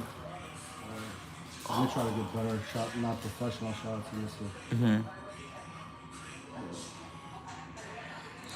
So I've been waiting for a year for this, and that's the case back actually. which is So crazy. the watch is on the back, Yeah. and the movement is on the Check it out. front. And it's supposed to be the most accurate down to like the millisecond. Really? So is it like a Grand Seiko with like a what's it called? What's the Grand Seiko movement with? I'm not the most familiar with Grand Seiko, personally. Uh-huh. That's a brand that I never really gravitate towards. Uh-huh. Their tourbillon is insane though. that The they came spring out. drive. You know the spring drive? Yeah. Yeah. So the spring drive, it has like a quartz oscillator, and it adjusts the automatic part Yeah. of the watch. So very interesting the way they do it, and then having a perfectly smooth hand. But if Horage was able to create something along those lines, that's an incredible Yeah. achievement because that's a relatively new Araj is doing brand. cool stuff. They're doing a lot of cool stuff, and they just did a collaboration with Formex, using their movement for the new Formex, and it's a piece Formax of- did a Formax watch with the Horage movement. Yeah, I'm gonna pull it up. I had it Whoa. on my Instagram. Hold on, I did a reel for them. I'm gonna pull it up in a little bit. Looking for it. Too much content on my page. Guys, check out Yandretti's Instagram page. He's always sharing incredible watches that you'll never see. It's called the anywhere else. Aria. The Hold Let on, me you're gonna let me need flip to- it. Yeah. Just flip it. Start the video. Uh-huh. Oh, yes. Oh, this is with the Horage movement. Yep. Whoa. And again, for those tuning in, hit the follow button. Yandretti. There you go. Follow Yandretti, guys, on Instagram. There it is. It's very simple. Yandretti. And I do super cool on Sundays. I go rate your dial where you upload your watch to my story and I rate your watch on a scale of 1 to 10. That's super cool. That's been taken off on Sundays. And a lot of cool content. Get your a lot watches of- roasted. Yeah, roasted. Roasted and toasted. Don't get soy when your watch gets roasted. Yeah. So send them over every Sunday. Every Sunday I'll have a story where you upload the watch. So put down the soy lattes and get a cold brew. No milk, no sugar.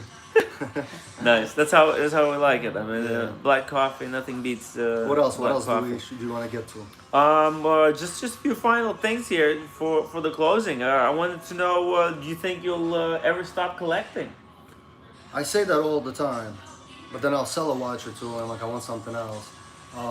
It's very hard because being in the watch community, there's so many events all the time, like tens a month. And the community, we're all enablers. We enable each other. You see a watch, like, oh shit, I kind of want something new. You don't want to, I hate to say it, you don't want to wear the same thing over and over to an event. You kind of want to, the whole joy of collecting and being in the sphere is, oh, what are you wearing? Oh, that's so cool. Oh, what are you, oh, check this. To kind of share that, you're sharing something that someone might have not seen or doesn't have, and they want to see it, and you want to see what they have. And so, will I ever stop collecting? Probably not, but the key is to never stop collecting, is to rotate. Don't just buy and buy and buy and buy. Buy where, if you stop wearing, sell, get something new. If you have a few and you haven't worn one in 2, 3, 4 months, time to sell. Yeah. And that way you could afford something new, and that's kind of just... And participate in the community. Exactly. It's more than just watches, right? It's the people. I've made so many friends, so all of my like outside community friends, they're all married with kids. So, you know, I kind of, once I joined the communities, I became good friends with so many people, and what this community, it transcends the genre of horology, because I've made good friends all over the world. Yes. Shout out to my friend Nick and my friend Matt. Shout out to Giancarlo. Shout out to one of my good friends now, FX from Ulysses Nardon, doing an amazing thing, bringing UN back with the Freaks. Shout out to Peter from Thing Different. Shout out to a lot of people. Shout out to my boy James, my boy Derek, A Time in Hip Hop, Winston. A lot of people, a lot of good dudes. Shout out to Omar and Chris from Gotham. Yeah. You know, so a lot of people are doing a lot of beautiful things, and I'm all here for it. And I just want to introduce the world to other brands and other watches that you might have not seen or known. So. Yeah. And other people, right? Yeah. Like it's about watches, but it's also about And people. if you're tuning in now or just started, watch the replay, watch the whole thing. Yeah. I've visually shown some. Yeah. I've shown the first 3 micro brands ever. I've shown a cool Russian watch I've been waiting on with a moving dial. I've shown a lot of cool German independent watches that you might not see. So rewatch it. How many watches do you have in your collection? Yes, I do. So I had over 50. I ended up selling. I'm down to about maybe 30, 31 now. But again, I've been collecting for 2 decades, so. Maybe we'll do a follow-up where we take a look at the watches. Yeah. Someday, guys. If you hit the upvote button, if spread this live stream, share it with your And friends. also, if you YouTube Yandretti, you will see my collector conversation with Tim Masso and the 1916 company. Yes. You'll see a different one with Andrea I Am Casa, where it's different watches. You'll see the Wrist Check Pod episode I did with James and Rashawn and Perry on the Wrist Check Pod. And check out the Esquire magazine article where they have some of your watches where you talk about them from your collection. There's good stuff there. And you have the links to all of these videos and articles. Everything is in my on the Instagram. Yeah. If you go to the Instagram profile page, you can click the links button, and you'll be able to. You can watch those right there, right off the Instagram. Make it easier for you. Yeah, and tell me what excites you the most about the future of watchmaking. The future, just seeing what kind of crazy stuff they're able to come up with. Yeah. Because I feel like every year they're now trying to like outdo each other, right? Who can do this? Who can do that? You know? Yeah. Just doing like a flying tourbillon's not enough anymore. You gotta, what's the next thing? And you know, some really of these have to think brands outside like the box. Arm & Strom, for example, they're coming out with insane stuff like the Chime-In Resonance watch, and Grubel Forcey's constantly innovating. Ferdinand Berthoud, MB&F. And then you go to lower prices. There's just so much everywhere for everyone. I love what Atsuka Lotek's doing, what Ming is doing. There's just what Bilal is doing with Grandeur. There's just incredible things happening at all sorts of price point, because you know everyone's finances are different. Everyone has different expenses. If you are a single guy with no wife, kids, and family, and a college fund that you need to save for, you can get yourself something cooler. But also, if you're a collector and you have a wife and like 5 kids, you could get something else at a lower point that looks cool. Right now is the time for experimentation. It's no longer just a regular, dress watch. There's cool stuff, artistic stuff all over. And, Cheers, Mike. And you know, if you don't have kids, buying watches from independent watchmakers, it's like participating in these watchmakers' lives. You're making an impact on somebody, and you're making somebody's dreams come true, and you're getting a work of art for yourself, and you're supporting them, and you know it's like you have this relationship that And that if you're in New impacting York, somebody. and if you're in New York, we have the best watch communities here with the most incredible collectors, and there's always watch events. And you got my friend John Cruz, who does the Indies NYC, May and October, where it's just independent brands. He gets 10, 12 crazy independents, young people, older people, stuff that you won't see. And you could see it there. And also Watch Time and Wind Up. I'm gonna have to check this out and stream from there, because I do streams from Watch Time New York. I'll be at the Watch Time. And he does it the same time as Watch Time, the same week. Yep. So we definitely have to go there because we're gonna be doing a watch community get together. A bunch of my viewers, supporters, they're all gonna be in New York. We'll make sure to check it out. And I feel like New York is becoming the new Mecca, it's becoming the new Geneva, because Wind Up, Watch Time, and Indies in October, you get a whole week of October of just non-stop watches at every price point, events, after parties, and just it's incredible. You meet so many people, and it's becoming the new Geneva, it's becoming a new Mecca, it's becoming a hub, at least domestically in the States. New York has the best community, and I feel like we're just getting bigger and bigger and bigger, and it's taking off like rapid fire. I love it. I'm all here for it. Yeah, there's some incredible collectors, and you know, now that like there's so much trust in watchmaking, we see a resurgence of watch manufacturing in the United States as well. We've got some incredible young watchmakers who are making watches in the United States. We've got, you know, even shout out to Studebaker Watch Company, my friend who started a watch company in the United States. So it's going to be very interesting to see, because the United States has been a big player in the world of watchmaking. Right? International watch companies started here. Hamilton. We had so many great brand names that they all disappeared. It would be cool to see what we can bring back. Also, you know, I do want to give a shout out to someone who's become a good friend of mine, Marco from Swiss Watch Gang. He was the first YouTuber for over a decade now to really bring these independent brands to the spotlight, and he's still doing it. So that's like the godfather, the OG of independent watch brands. That's Marco, my boy. Shout out. Incredible videography, incredible content, knowledgeable incredible guy. everything, and just what he's done for independent as brands is just incredible. He just puts them in the spotlight, and a lot of brands I learned from him. Even, you know, he's been doing this for a decade. So shout out to Marco. Awesome human being, also good friend, and very awesome cool dude. OG content creator for watches. For independent watches. Very cool guy. Final question. Yes. Final question. Is it ever final? For this time, for episode 1. Nice. So maybe we'll. This has been a blast. This feels like 5-10 minutes. It's been more 2 hours. I think I put the money in the meter already for 10 times. Just in perpetually feeding New York City.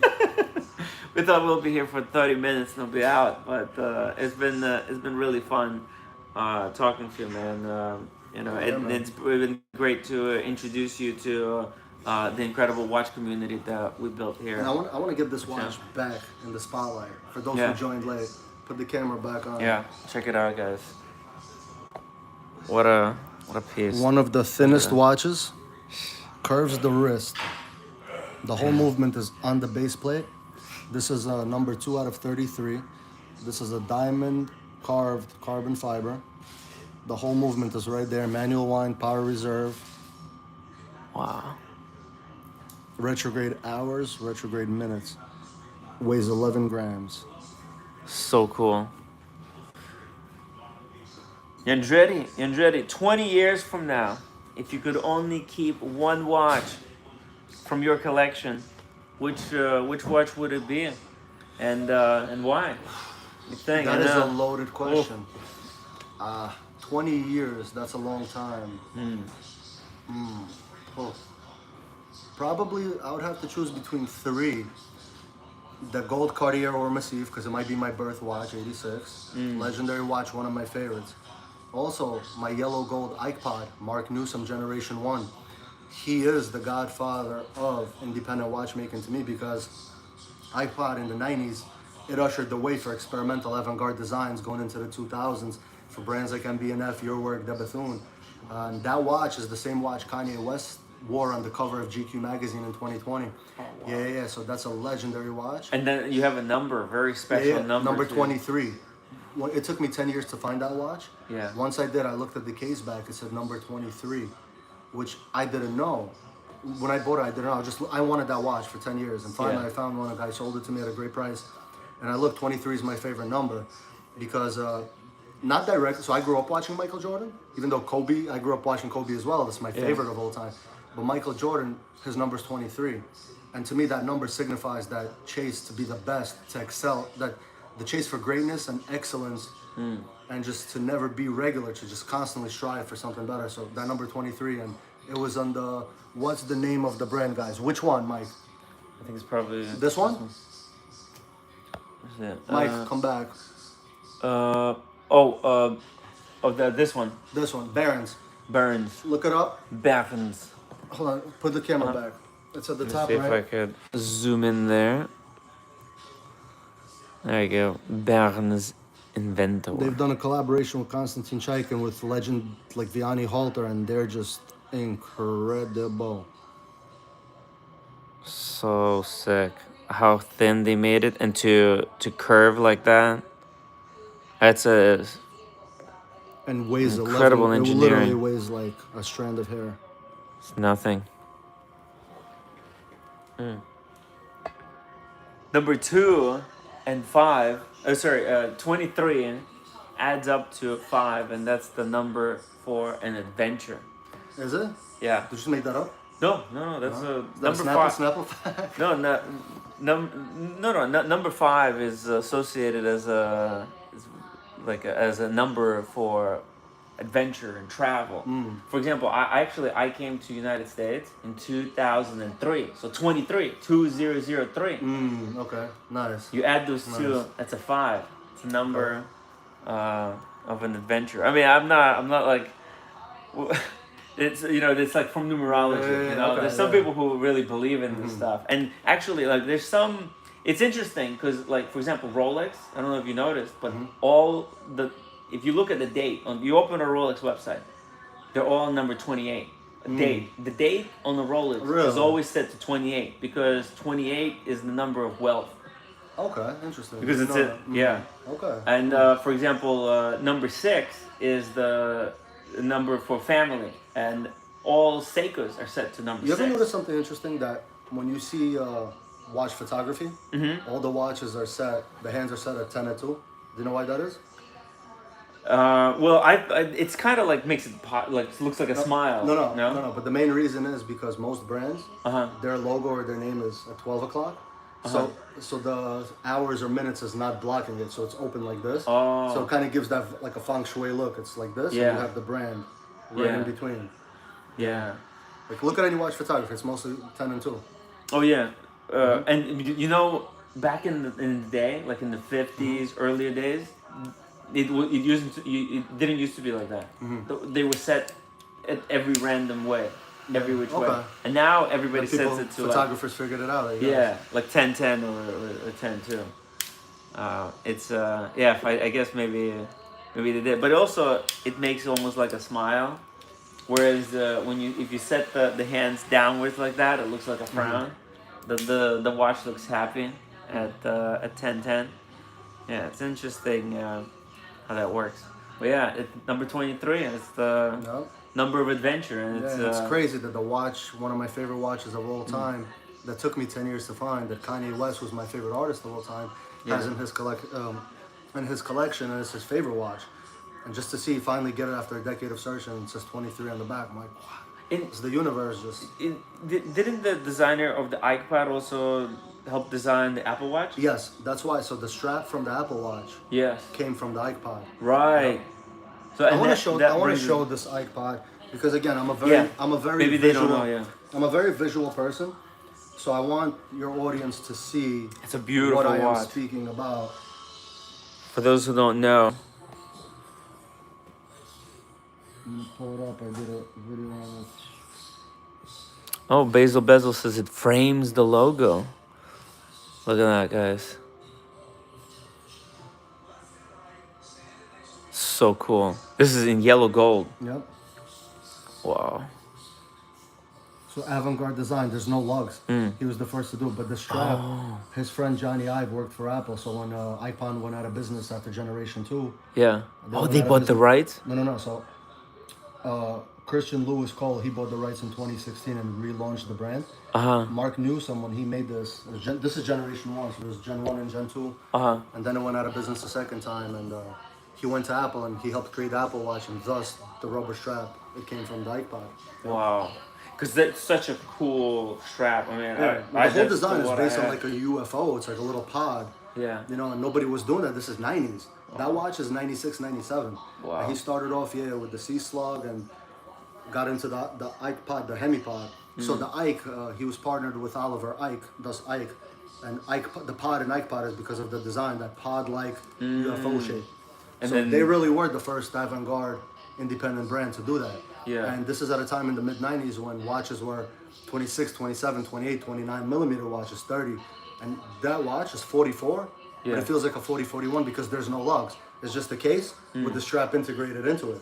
So they were the first kind of to do integrated strap and the first to do a lugless design to my knowledge. Yeah. And they ushered in that era of bigger watches, mid-90s, and Yeah. avant-garde design that helped pave the way for your work, MB&F, the Bethune, and all these other brands, yeah. An Apple Watch. You could- Yeah. The He's most a- popular he's watch a in legend. the world, probably. Although he did get a bad rep right now.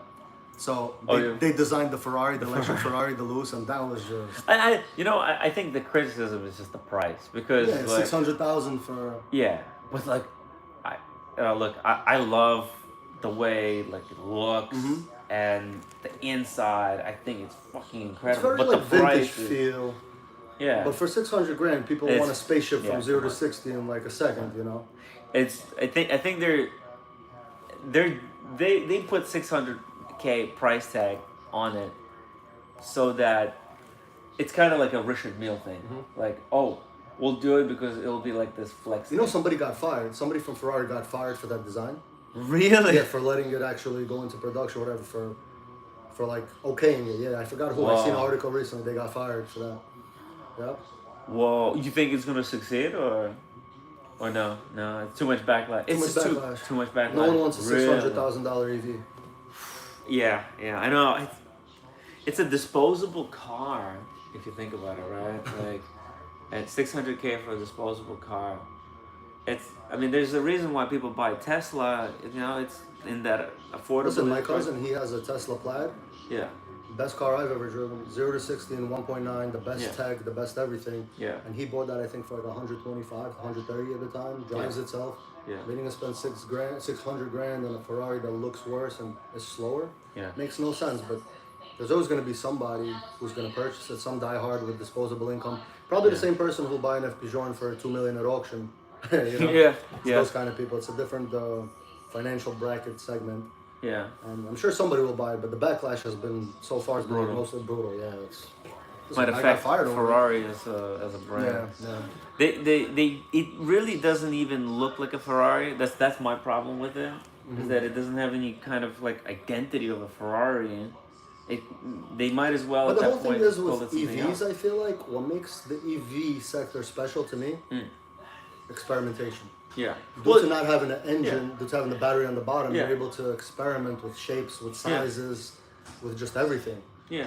Well, I guess it's like I get it. It's just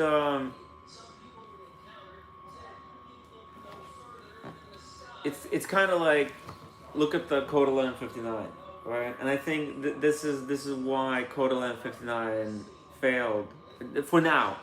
Because It failed for it's a now great watch. because AP is still promoting the Royal Oak. Right, and because they hierarchically created this thing where you have to buy Code 1159 to get the Royal Oak, and when you do that type of a system, it automatically like says, "Oh, this is our good watch and this is our bad watch." But Code 1159 is an incredible watch. it's just when brands do this type of thing, where they treat one model as their premium model and their other model as their like introductory Well, model. look what happened to Nobody the wants it. Millenary, my favorite APs. Had to get discontinued because, Yeah. you know, people weren't really buying because people didn't really know about them. Yeah, Maybe it was but too it's an experimental at the incredible time. bargain. Oh, yeah. Like the quality. I love the applied Roman numerals on it. They pop on. Depending on your how the watch. light hits it, Yeah. and just everything. I'm Incredible curious. I'm sure stuff. people got And questions. what's, Let's do more questions. and, I love answering questions. You had one more watch that you wanted to tell us. The other one would have to probably be the Rolex Day-Date Presidential 36. It's the quintessential Rolex colors. It's a green ombre dial and yellow gold. It's 36. That's classic. A Rolex Prezi was my first grail. Oh, okay, yeah. And what happened with the story with that is, so as we discussed earlier, the second watch I ever bought was a Rolex Datejust, the Datejust 2, the really not cool one. I ended up selling that and putting some money on top and getting a Day-Date 40 for my 30th birthday, which was 2016. By pure coincidence, 2016 was my 30th birthday. And also that year, Rolex, it was their 60th anniversary of the Presidential, the Day-Date. And that's when they released the Day-Date 40, rose gold, with the olive green dial. You know that famous, it became huge, the olive green with the deconstructed Roman numerals? Yeah. I had that for a while, and then I wanted that classic 36. My taste changed. Yes. And I ended up trading it and getting the yellow gold 36 millimeter, which is just chef's kiss perfection. So that is also sentimental to me because it kind of was my first grail and started the journey. And I had 3 Rolexes before I sold 2 of them. One of them to get that gold Cartier Santos vintage, and I will never sell this Rolex. I love it. Yeah. I love it. I do have one regret though, a Rolex I sold. 2 years ago, I had a Datejust 36, green palm dial, stainless steel, green palm dial. I sold it, and 2 weeks later, it got discontinued. Regrets, but it's okay. You live, you learn, and you move on from there. You know. Yeah. So that's that. That's a beautiful But again, Rolex. you asked 20 years from now, I can name you 3 different watches. Who knows? People change, taste change. 20 years is a long time. Sure. Yeah. Yeah. Any questions? We'll see.